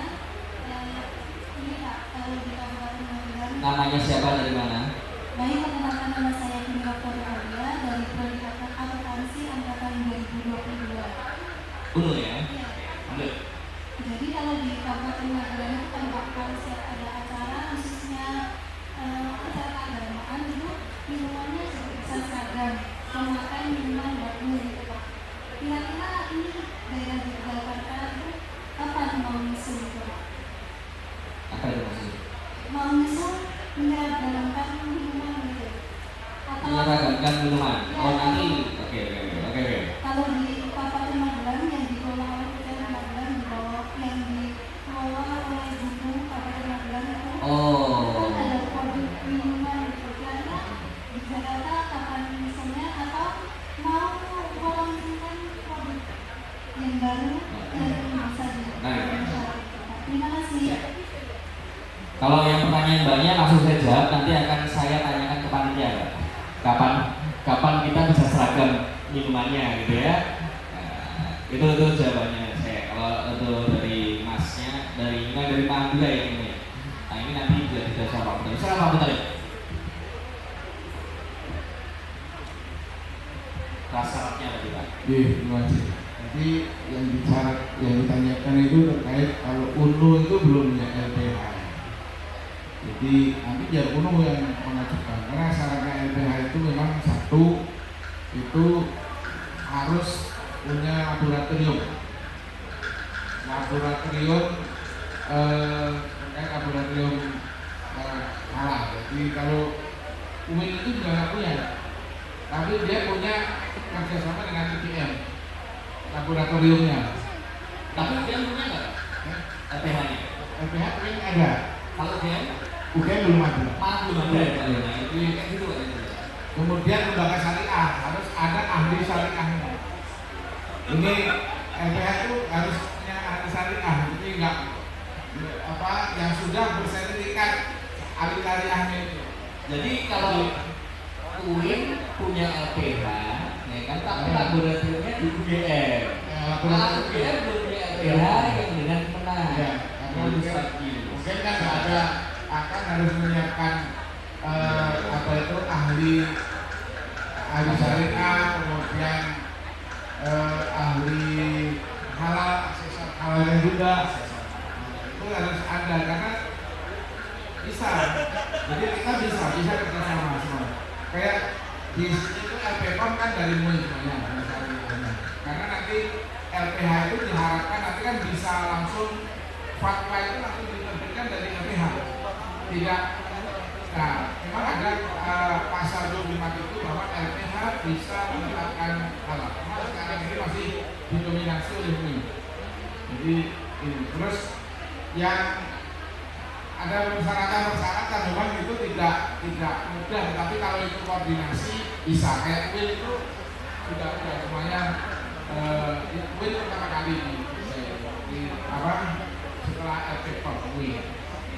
Kemudian yang baru 2 bulan ini LPH balik kulit, industri balik kulit. Ini sudah lolos asesor, tapi alhamdulillah Jogja ini punya 3 LPH. Semakin banyak LPH itu nanti UMKM untuk ngurus halal itu lebih gampang dan lebih murah gitu. Karena persaingannya sebenarnya di LPH-nya di sini. Karena di LPH itu kan otomatis mungkin dari beberapa produk itu kan diuji dari masing-masing. Misalkan kayak catering atau rumah makan yang punya itu kan masing-masing itu di sampling semuanya.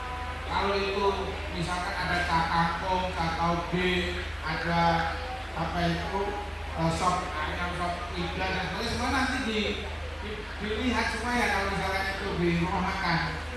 Jadi nggak kan akhirnya tinggi nilai tagihannya gitu. Tapi kalau nanti ada LPH itu semakin murah karena bersaing dengan LPH itu. Ini bersaing. Tapi alhamdulillah kemarin gagal dari kulit itu. Kalau LPPOM kemarin kan dominasinya hanya satu, LPPOM MUI itu, lembaga pemeriksa obat-obatan dan makanan dan minuman itu. Dan itu kan mahal karena hanya dominasi hanya satu-satunya, mau tidak mau di situ monopoli. Makanya ada beberapa yang kemarin MUI masih keberatan kalau itu diambil oleh LPH, dari dan sebagainya. Jadi prosesnya nanti semua dokumen itu masuk pengajuan itu nanti diterima namanya STTB. STTB itu surat tanda terima dokumen dari pengusaha. Setelah itu nanti kan di dokumen-dokumen itu nanti akan dipelajari dan diuji laboratnya. Apakah ini ada kandungan babinya, kemudian ada sistem pengolahannya gimana, kemudian barang yang digunakan sudah masing-masing sudah bersertifikasi halal atau belum. Kalau belum kan nggak bisa. Kalau terkait dengan olahan daging nanti RPH-nya gimana, rumah pemotongan hewan itu RPH-nya sudah bersertifikat halal atau belum kan gitu. Karena RPH bersertifikat itu kan mulai dari penyembelihnya kan harus bersertifikat halal, juleha namanya, juru sembelih halal. Itu harus ada. Kemudian lokasinya itu higienis apa tidak, prosesnya semuanya diperiksa nanti. Hewannya ikhlas kalau sembelih gitu. Kan nanti bisa kita. Kalau Percaya dia Pak, dia percaya. Itu ayam mau disembelih tanya kami kan hasilnya sertifikat semuanya itu. Jadi memang ada ini. Jadi prosesnya memang panjang, tetapi memang kalau itu profit ya boleh. Karena memang kayak kue itu karena BLU kan. BLU. Jadi ya menghasilkan banyak uang, semakin menghasilkan banyak uang kan semakin tinggi juga nanti kesejahteraan karyawannya. BLU baru tanya. Oke, terima kasih Pak Mutorik. Saya buka lagi pertanyaan lagi buat teman-teman. Sudah dikejar semua ya tadi ya. Kalau dari pertanyaan banyak soalnya nggak ada hubungannya sama rapat, teman-teman mau bicara. Saya jawabnya adalah karena ini sebenarnya sumbangan ya. Jadi kita nggak mungkin kalau yang namanya sumbangan itu tuh kita ngarani. Saya mau seragam dari sini gitu enggak. Jadi ini dari sedekah teman-teman yang ada di luar sana, dan alhamdulillah terima kasih buat para donatur yang sudah memberikan di sini tanpa mau disebutkan namanya. Kita sudah dikonsumsi dan hubungan api untuk kegiatan ini. Kemudian untuk selanjutnya, mari kita ada lagi nggak pertanyaan dari sini? Kalau nggak ada, oke, silakan. Satu, terus ada lagi nggak? Satu, oke, dua, ada lagi di sini. 3, 4, loh. Ada lagi satu sana? Oke, langsung ya berarti ya. Mic-nya bisa dibantu Pak, bisa diberikan ke. Nah ini ada Pak dari Masnya.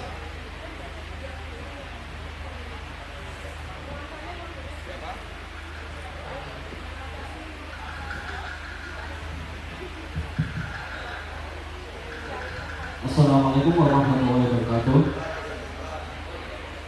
Perkenalkan, nama saya Sobratwan dari Pondok Pesantren Al-Fatihah, kuliah di UNU angkatan 2021. Pertanyaan saya,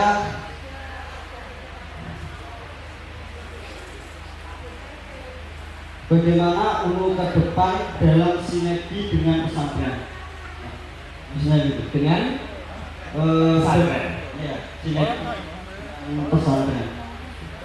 Dan nomor lagi, kalau bisa pesantren tuh semua santri tuh tidak harus ngaji, jadi punya inovasi tersendiri. Kan semua orang kan kelebihannya tidak di ngaji apa gimana, tapi punya inovasi tersendiri. Jadi dorong santri tersebut buat inovasinya. Ya semua santri itu harus bisa ngaji gini. Jadi kan kalau santri ya harus ngaji loh Mas. Iya, kalau tadi kan sama Nyai iya Mas. Tapi kalau kalau santri termasuk saya, kalau ngaji itu agak dor. Oh kalau ngaji agak dor. Aku kok udah nyantri loh Mas. Jadi sama kok, tak kamu pertanyaan. Mikir Mas. Ada lagi dari siapa ya? Oke. Pertanyaannya seru nih. Saya santri tapi jangan suruh ngaji. Lanjut Pak, lanjut. Ayo Pak, berdiri Pak. Dari mana? Assalamualaikum warahmatullahi wabarakatuh. Waalaikumsalam warahmatullahi wabarakatuh. Izin memperkenalkan diri, nama saya Siti Hotimah dari program studi akuntansi. Saya ingin bertanya kepada Bapak Mutorik, bagaimana tanggapan Bapak tentang produk yang sudah terkenal namun belum bersertifikasi halal dan apa yang dilakukan oleh Kemenag untuk menyikapi hal tersebut. Terima kasih. Bagus banget. Langsung mas, ayo mas, berdiri mas, kamu yang depan ini mbak. Nanti mas. Ramah mas. Assalamualaikum warahmatullahi wabarakatuh. Bagus ini mas Kira. Perkenalkan, nama saya Rizal Zanurba dari Prodi Akuntansi angkatan 2022. Di sini saya ingin bertanya, di era transformasi digital ini menjadi sebuah proses yang pasti terjadi. Nah, jelaskan apa saja tantangan pada UMKM untuk mengadopsi digital ekonomi pada era seperti ini. Itu saja yang saya ingin. Wassalamualaikum warahmatullahi wabarakatuh. Salam. Alhamdulillah. Tapi ada satu lagi kayak yang belakang ya? Ada ya? Satu lagi ya? Ada nggak? Tadi 4 tuh coba. Oh, dari sini ya? Sini. Ini mas, kayaknya turun ke sini. Nah, yang pakai baju biru itu kakak-kakak Pak dosen. Ya, sip, monggo mas. Oke, terima kasih atas waktunya. Perkenalkan saya dari FPU. Nah, kita kan saat ini kan Pertanyaannya udah siapa? pertanyaannya kepada seluruh audiens. Oke. Jadi gini, akhir-akhir ini kita kan mendapatkan berita bahwa tahun depan atau tahun 2023 itu kan akan menghadapi resesi, itu kan. Isu-isunya kan tahun depan akan menjadi resesi gitu ya. Nah, terus bagaimana langkah UNU atau RI mereka untuk perkembangan global dan isu banjir ekonomi masa depan gitu. Dan bagaimana caranya juga kita sebagai warga radio itu bisa kuat dalam menjalankan itu. Terima kasih. Oke, terima kasih. Menarik sekali pertanyaannya dari. Sudah ya, udah 4 ya? Udah ya, oke. Bisa diambil mic-nya mas. Baik, pertanyaan pertama tadi kepada Bapak Bukan. Ya, pesantren ngaji itu dari Ulu ke Ulu. Oke, berarti yang pertama dari mana dulu?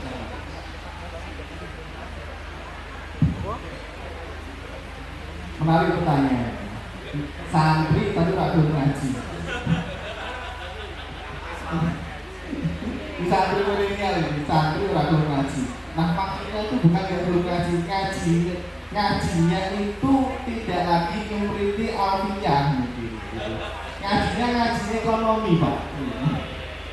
Jadi ini santri minta diarahkan bahwa pondok pesantren itu tidak hanya fokus ngaji terkait dengan ilmu agama, tapi bagaimana mengejawantahkan ilmu agama dalam prakteknya. Misalnya terkait dengan entrepreneurship, inovasi dan seterusnya gitu.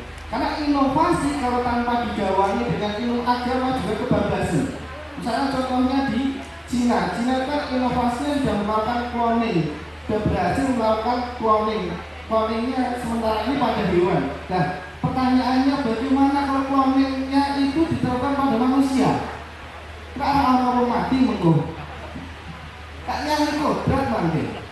Nah, batasan inovasi itu perlu dibodel yang namanya ngaji. Gitu. Tapi inovasi penting ya tetap untuk di pondok pesantren. Misalnya pondok pesantren tadi untuk kemandirian ekonominya agar tidak bergantung pada SPP, tidak bergantung pada donatur dan lain sebagainya. Ngajinya perlu ditambah yaitu ngaji terkait dengan ekonomi, ngaji terkait dengan entrepreneurship. Dan ini sepertinya inline dengan program Kemenag ini Pak Mutalib ya.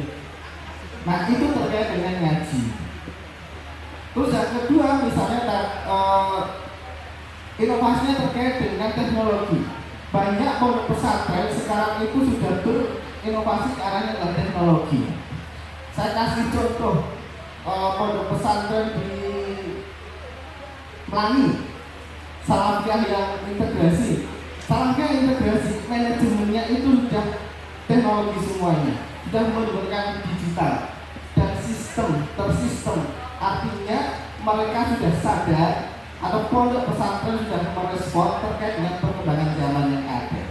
Nanti seterusnya Gus Irwan, enggak. Nah itu manajemen sudah menggunakan teknologi dan terintegrasi. Bahkan bahkan di sana tidak ada uang cash. Santri kalau jajan itu pakai cashless. Kalau biasanya di pondok pesantren itu operasinya adalah operasi uang hilang atau operasi misalnya operasi bawa HP, kalau di sana adalah operasi tidak boleh membawa uang cash. Nah itu menarik. Ada lagi pondok-pondok pesantren yang modelnya seperti itu. Terus merespon dari pertanyaan sekali juga merespon dari pertanyaan tadi Mas Gigi dari Fakultas Ekonomi. Nah, pemerintah saat ini sudah sering menggaungkan bahwa tahun depan itu akan terjadi resesi, akan terjadi badai ekonomi. Kalau saya melihat dari kacamata sebagai seorang santri, hal itu sebenarnya tidak perlu digaungkan. Karena apa? Akan membuat orang pada takut. Kalau sering digaungkan, otomatis itu sama saja dengan doktrin. Iya. Gitu. Maka berhati-hati gitu ya. Oleh karena itu kita sebagai para akademisi ya, karena saya disini sebagai posisinya sebagai seorang akademisi, merespon langkah-langkahnya apa gitu. Khususnya adalah terkait dengan para mahasiswa gitu. Bahwa mahasiswa nggak usah khawatir kalau tahun depan itu terjadi resesi ekonomi. Kalaupun terjadi resesi ekonomi, yang terdampak itu perusahaan besar yang tadi disampaikan oleh Pak Danang, perusahaan yang dia masuk dalam lingkaran value chain. Kalau UMKM saya rasa enggak. Jogja saya rasa enggak akan ada resesi ekonomi. Kenapa? Karena Jogja itu perekonomian ditopang dari 3 sektor. Kalau saya mengidentifikasi, satu adalah sektor pendidikan, 2 adalah sektor pariwisata dengan stakeholdernya, 3 adalah sektor lain-lain. Karena lain-lain ini isinya adalah industri besar, tapi di Jogja itu sedikit dan termasuk pertanian. Nah, sektor pendidikan ini lumpuh saat terjadi pandemi. Sektor pariwisata lumpuh saat terjadi pandemi. Dan termasuk yang sektor yang ketiga ini, itu lumpuh saat terjadi pandemi. Saat pandemi Jogja itu perputarannya perputaran uang itu berkurang sangat banyak. Jumlahnya lebih dari berapa miliar gitu, saya nggak hafal, tapi itu di berita ada gitu. Nah, artinya apa? Kita nggak usah merespon apa yang digaungkan bahwa tahun depan itu akan terjadi resesi ekonomi dengan serius responnya. Kita santai kayak di pantai. Apalagi kita seorang santri. Maka kalau saya sering di Fakultas Ekonomi itu menggaungkan namanya spiritual entrepreneurship, bahwa seorang entrepreneur itu harus siap dengan kondisi apapun. Harus siap. Kita harus siap ketika terjadi perubahan. Maka kita punya gandulan selain secara logika gandulan ilmu duniawi, tapi kita juga punya gandulan agama, kita punya gandulan Tuhan, Allah, gitu ya. Apapun yang terjadi kita kembalikan lagi kepada sumbernya, pemiliknya gitu. Nah ini bagian dari spiritual entrepreneurship. Orang itu harus siap apapun kondisinya. Maka ketika kita mempelajari, kita memahami terkait dengan spiritual entrepreneurship, ketika terjadi perubahan kita itu tidak kaget. Saya termasuk pelaku ekonomi, saya pelaku UKM, saya punya angkringan. Saat terjadi pandemi, angkringan saya kenapa? Apa yang terjadi? Itu turun drastis, lebih dari 60%. Dan saya punya banyak tanggungan, cicilannya per bulan banyak angkringannya jatuh. Ulun, misalnya kalau mengandalkan gaji ulun misalnya, gaji ulun cukup untuk dapur misalnya, tapi bayar cicilannya kan bingung. Kalau kita nggak siap, apa yang terjadi? Stres. Maka untuk menghadapi yang tadi disampaikan terkait dengan resesi ekonomi tahun depan, spiritual itu penting sekali.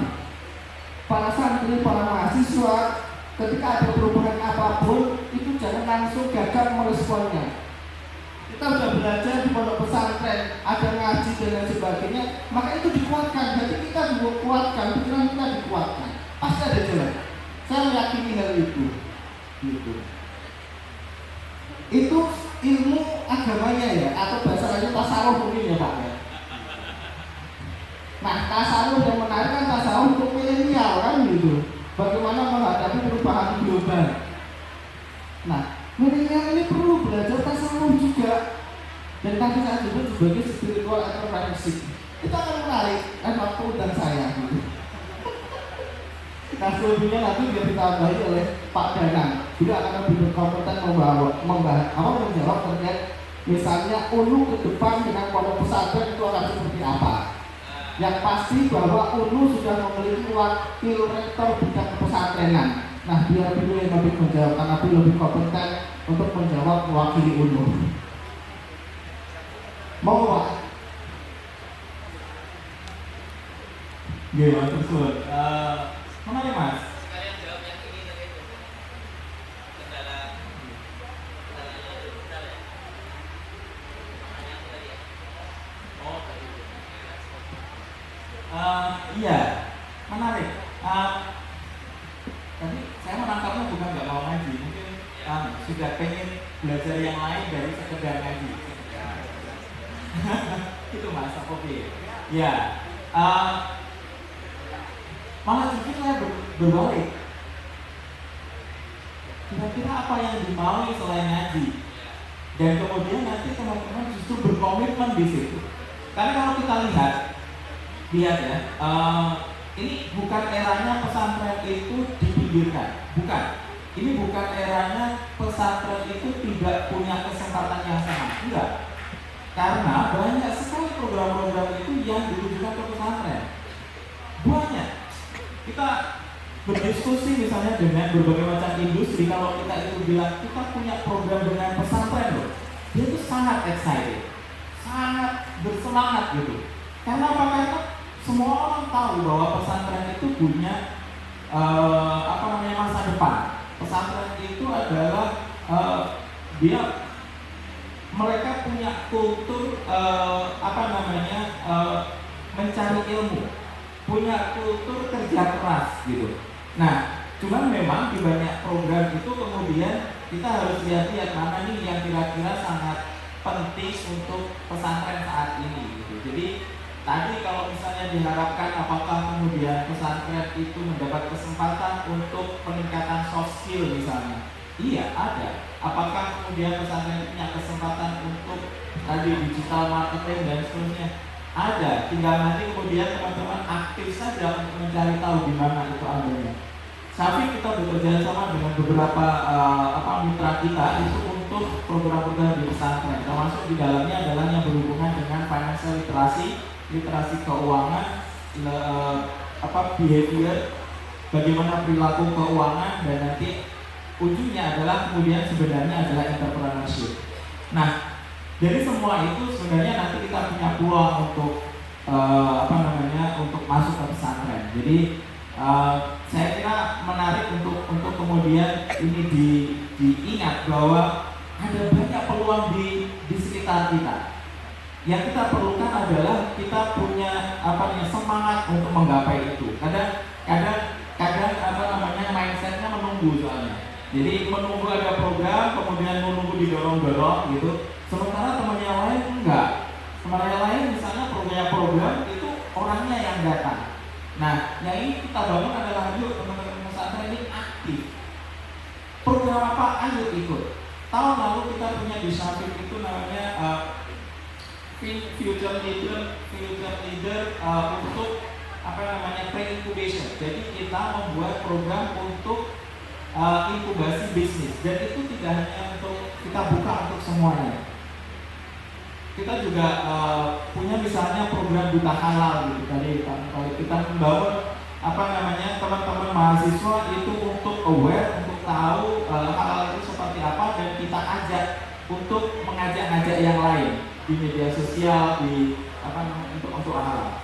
Jadi itu adalah beberapa program kita yang tahun lalu kita laksanakan dan cukup sukses, dan harapan kita itu nanti akan mendapatkan sambutan yang baik dari teman-teman di pesantren juga. Sampai ayo ikut untuk ikut program-program seperti itu, sehingga nanti kapasitas menjadi naik, kemudian jejaring menjadi bertambah, dan kemudian opportunity atau kesempatan itu menjadi semakin meningkat. Saya kira itu yang penting untuk dilakukan. Kalau Mas Ari sekarang UNU itu kan sebenarnya universitas pesantren ya. Jadi universitas yang memang dibangun dengan roh pesantren. Jadi ya pesantren itu UNU itu pesantren gitu. Jadi bahkan yang kita lakukan misalnya di research center itu juga kita melakukannya berbasis pesantren. Jadi kita banyak sekali program yang akan ke sana, termasuk dengan kripto mas. Kita ingin sosialisasi blockchain itu nanti bisa kita diskusikan dengan teman-teman pesantren. Karena itu kan ya itu tadi karena itu adalah UNU tidak lepas dari pesantren. iya. Santri harus ngaji, tapi tidak hanya ngaji itu. Nanti sebaiknya ikuti tagline branding. Nah, tadi ada Kebetulan tetangga saya memang Oh gitu ya. Tadi ada pertanyaan juga terkait dengan apa kendalanya di proses. Oke, tantangan UMKM untuk adopsi digital. Tantangan saya tadi sebenarnya ada saya melihat ada gaps gitu ya. Kita mau menjangkau digitalisasi, tapi kemudian kita juga punya gap antara yang ingin dicapai oleh digitalisasi dan yang sudah kita punya dari UMKM. Salah satunya di situ ada data sebenarnya yang melek digital itu dari semua UMKM itu sekitar 13-15%. Jadi itu menjadi tantangan bagi kita. Bagaimana tentu ya lagi-lagi peningkatan kapasitas gitu. Ini salah satunya. Dipaksa UMKM untuk ikut pameran tapi nggak boleh pakai cash. Jadi mau tidak mau harus belajar cashless. Tidak boleh cashless dan harus pakai aplikasi solusi data. Gitu. Ya kadang kita memang harus begitu ya, harus dipaksa-paksa. Kita nggak mau, misalnya dulu e-learning itu udah banyak, udah lama digagas. Di banyak tempat universitas sudah bikin e-learning. Tapi berapa sih yang pakai sebelum pandemi? Paling 5%, 10%. Tapi ketika pandemi datang, semua harus bisa menggunakan itu. Dosen nggak ketemu mahasiswa nggak ketemu dosen di mana? Ya di platform harusnya. Nah kalau nggak paham dengan platformnya gimana? Ya harus belajar. Gitu. Ini juga begitu rasanya karena angkanya sangat kecil ya. Jadi saya juga punya data untuk khususnya di Sleman sebenarnya. Ada banyak sekali masyarakat kita itu yang belum mempunyai akun digital perbankan. Entah itu mobile banking ataupun SMS banking dan seterusnya. Angkanya sangat kecil yang sudah punya itu, sekitar 20-30%. Nah, berarti kan ada dua sisi nih. Oh, udah tambah ya? Saya pikir kemarin masih di bawahnya itu. Sebenarnya. Oh, gitu. Kalau saya masih di bawah 10%-an kali. Nah, udah naik ya? Iya. Karena yang memakai yang punya akun bank juga ada lumayan 70%. Nah, berarti kan dua sisi, tidak hanya di sisi UMKM-nya kalau bicara ekosistem, itu juga di sisi masyarakatnya. Nah, itu sebenarnya peluang universitas, peluang adik-adik nanti harus lapsos misalnya. Ayo kita bantu masyarakat untuk menuju digital. Tujuannya apa ya? Kita membangun ekosistem. Ekosistem itu tidak hanya produsen, tidak hanya UMKM-nya, tapi juga masyarakatnya. Karena masyarakat ini yang nanti akan menggunakan manfaat dari apa yang dilakukan oleh UMKM. Jadi saya kira universitas menjadi sangat strategis. Satu, karena kita punya tridharma perguruan tinggi, kita mengajarkan kepada mahasiswa, kita mengajak mahasiswa untuk penelitian, dan kita juga mengabdi kepada masyarakat. Tiga hal ini itu sangat penting dan sangat bisa dilakukan kalau kita melihat fungsi universitas dan juga problem di masyarakat tentang digitalisasi UMKM. Saya kira itu Mas Adi. Kalau pertanyaan dari Mbak Anya tadi ya Pak ya, kepada Pak Muntari Pak. Terima kasih. Jadi kalau pertanyaan itu kalau diarahkan ke Kemenak semuanya kena. Jadi gini, Kemenak itu memang kami terutama di sekretariat tadi disampaikan apa sih kita ini kalau jadi santri ya ngaji terus ya bisa gitu. Misal Kementerian Agama sudah jauh lebih antisipatif terkait dengan pendidikan kita. pendidikan kita itu diayomi oleh Undang-Undang Nomor 20 Tahun 2003. Ada pendidikan formal, ada pendidikan informal. Pendidikan formal itu termasuk yang SMP, SD, SMP, SMA atau MI, MTS, SMA atau LA kalau ada di kita itu. Kemudian yang informal itu termasuk pesantren, majelis taklim, TPI, itu informal itu, administrasinya. Informal ini maksudnya kayak itu, informal.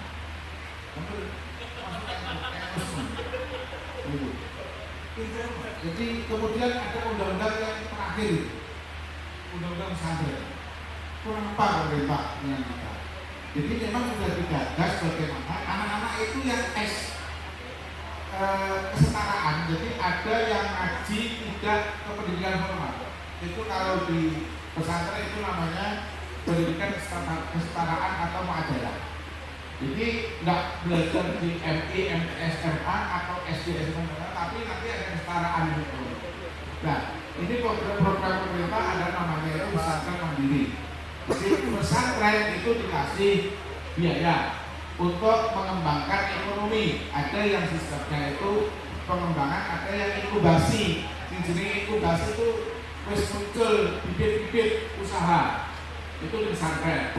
Maka santri di situ dididik. Jadi keluar dari santri itu orang nganggur gitu kan. Jadi memang ada skill. Jadi skill mereka itu udah dididik itu. Cuma nanti ada nggak teman-teman itu jenis santri yang ngaji itu pasti. Gitu. Nggak boleh kita itu bukan hanya ngaji ekonomi, pasti itu ngaji itu pasti. Itu wajib itu. Saya itu dulu dipesan dari satu, saya di mana di Poso, di Lirboyo itu kan itu. Ya nggak bisa mengenai santri itu, santri itu harus ngaji kok orang ngaji ya nggak bisa. Nah itu kan kursus, nyopir kan gitu. Tapi kalau namanya santri itu pasti ngaji. Tapi sekarang itu pemerintah mendampingi, tidak hanya ngaji, tapi harus ada bekal, ada ekonomi mandiri di pesantren itu awalnya itu dari kesemasan pemerintah karena kita punya 28.000 pesantren. 28.000 pesantren se-Indonesia itu. Itu kalau ditambah dengan madrasah itu jumlahnya ada sekitar 250.000. Itu hampir 92% itu adalah milik di bawah mandiri. Itu kan luar biasa. Kami itu di DIY itu di Jogja itu ada 650 madrasah. Itu 92%-nya itu di bawah. Nah, apa itu orang-orang itu? Ada yang di bawah ma'arif, ada yang di bawah orang-orang itu, di bawah pesantren. Ada yang pesantren terintegrasi dengan pendidikan. Misalkan ada Naran, Ali Maksum, Anur. Jadi yang pesantren tetapi punya pendidikan formalnya gitu kan gitu. Ini terintegrasi. Dan termasuk kayak Al-Muntas dan sebagainya itu Al-Muntas punya Pak Feren gitu ya. Jadi di samping dia mengembangkan pendidikan formal tapi juga ada pendidikan skillnya. Al-Inter kemarin yang dibantu 600 juta. Nah, besok tahun 2023 itu ada 2.000 pesantren. Yang kemarin yang tahun 2022 ini hanya 500 pesantren di Indonesia. Tapi ada 2.000 pesantren itu tahun 2023. Ini luar biasa karena sekarang ini Perda DIY kami menjadi tim itu menyusunkan termasuk pemerintah daerah harus menganggarkan untuk pengembangan ekonomi pesantren. Tangan dulu dong. Itu Menarik banget, tangan dulu dong. Berarti memang Pemda memfasilitasi ya? Ya, karena undang-undang itu turunannya itu harus Pemda harus mengawal terkait dengan produk pesantren. Jadi mulai ini kan perdanya sudah diketuk belum kemarin itu. Ini karena kita yang mengawal di Komisi B, tapi kami kan dari Kemenang mengawal terkait dengan diskusi itu kan. Kita menghadirkan dengan berbagai kolom pesantren dan sebagainya. Karena ini bagian dari turunan dari undang-undang pesantren itu. langsung berarti Kemenak langsung konkret kerjasama dengan Hulu nanti bisa. Ya, kalau semuanya bisa karena antara Kementerian Agama programnya harus inline itu, jadi terkait dengan pesantren. Yang terkait dengan pesantren juga misalkan cyber university. Jadi itu kebanyakan orang-orang pesantren. Jadi orang-orang santri atau guru-guru kimia yang hanya SMA itu cyber university di Cirebon itu 500 mahasiswa gratis sampai lulus itu, dan itu online terus. Jadi karena apa, itu tidak supaya tidak kesana, tidak meninggalkan madrasahnya gitu. Itu termasuk bagian dari Kementerian Agama itu cyber university yang sekarang itu di Cirebon. Cirebon itu kan suruh programnya Gusmen, bagaimana ini teman-teman di pesantren itu tidak ya singkat kualifikasi lulusannya itu berstandar, karena guru kan nggak boleh, karena guru itu kan undang-undang itu sudah menyarankan bahwa yang bisa dibayarkan TPG-nya atau tunjangan profesi gurunya itu minimal D4 atau S1 gitu kan. Maka kita punya strategi apa itu namanya cyber university gitu. Itu sebenarnya kita sudah sangat memikirkan betul-betul pesantren.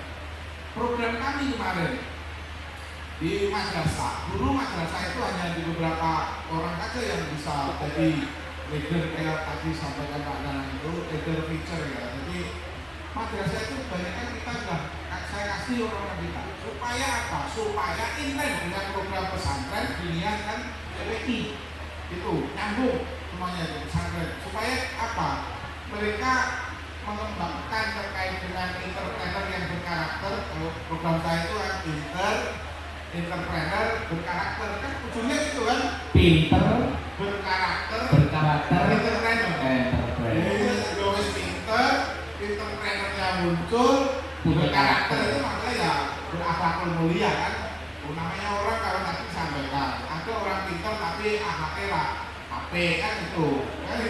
Tapi wis pinter, berkarakter dan entrepreneur ini insya Allah nanti sukses di akhirat kan ini. Saya jawab lagi terkait dengan yang halal ini biar nggak sulit Mas Haji. Jadi bagaimana nanti yang produk-produk yang unggulan yang sudah masuk pasaran kok belum bersertifikasi halal? Ini kita tunggu nanti di 2024. Kalau mereka itu tidak 2024 batas akhir, mereka tidak bersertifikat, nanti pasti pemerintah akan turun tangan. Karena itu udah ada punishment. Karena kalau sekarang belum, mungkin besok kan masih itu kan sampai 2024 kan itu. Tetapi kami kemarin sudah undang termasuk yang FC, McD dan sebagainya. Kemudian ada produk-produk yang di sini kita kemarin sidak Pak. Sidak kita itu gampang. Misalnya kami itu punya di sini itu ada produk halal, di sini ada dampaknya. Langsung dicek ini sudah habis, misalkan ini sudah habis kok nggak diurus lagi. Nah, ini bisa. Setidaknya gampang kan ada barcode-nya. Kami dari Satgas Halal DIY itu bisa melihat ini palsu atau tidak. Jangan-jangan nanti ada yang dipalsu. Kemarin kami itu sudah di Sleman, RPH itu. RPH itu rumah pemotongan hewan atau RPA, rumah pemotongan ayam. Ternyata itu dipalsu di Temanggung. Itu omsetnya miliaran. Sertifikasi halal, sertifikasinya halal itu hanya di Sleman, tapi dipakai di Temanggung. Wah itu pidana itu. Wah itu masuk pidana. Oh, pemalsuan administratif ya berarti maksudnya. Pemalsuan dokumen. Jadi kita tidak bisa.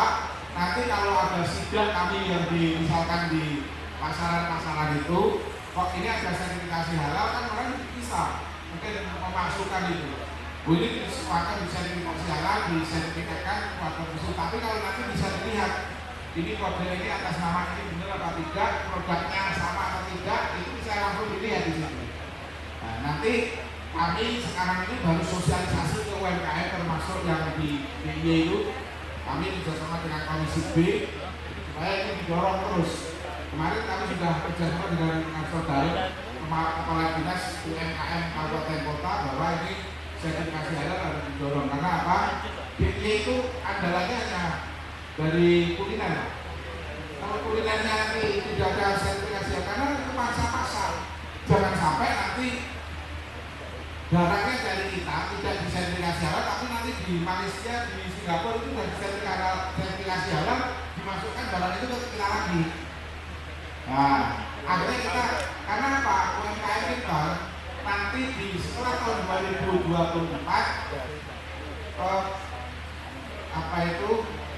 produk dari luar negeri yang ke Indonesia beredar itu tanpa sertifikasi halal nggak boleh.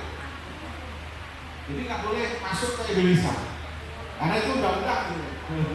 Jadi ini nanti sudah insya Allah nanti 2024 kami akan kerja keras terkait dengan bagaimana ini mengimplementasi. Kemarin dari Sekjen Hukum DPR RI itu sudah nama samplingnya se-Indonesia itu hanya Jogja terkait bagaimana kalau UMKM itu tidak melaksanakan sertifikasi halal pada setelah tahun 2024 itu gimana? Kan itu. Buat itu kami itu ya kalau di punishment dihukum pidana lah. Ini kalau gimana kalau tidak yang misalkan ada jenengan yang misalkan dari adik-adik dari kuno ada yang misalkan produk lemper atau apa arwah-arwah misalkan, kalau itu tidak misalnya dengan ekspor atau gimana, wah itu nggak boleh. Atau jangan jual di mana dijual di beredar di warung-warung makan itu nggak boleh. Tapi kalau jualnya di rumah masih boleh. Nah itu. Tapi kalau sekitar tetangga nggak apa-apa. Tapi kalau itu produksi sampai luar kota dan sebagainya itu nggak boleh. Itu kena pidana. Karena itu domestik tetangga, karena dikonsumsi untuk lingkungan itu nggak apa-apa. Karangan sendiri. Tapi kalau itu masuk di misalkan di pusat oleh-oleh nanti nggak boleh bisa lagi. Ini ke depan Kalau dibikin sama bunyai itu santri-santrinya, nah itu nggak apa-apa. Tapi nanti kalau produk yang beredar di publik itu harus bersertifikasi halal. Oke, ya sudah. Oke, terima kasih sekali Pak Mutolib menutup semua pertanyaan dari teman-teman ya. Saya pikir ini sudah cukup representatif sekali.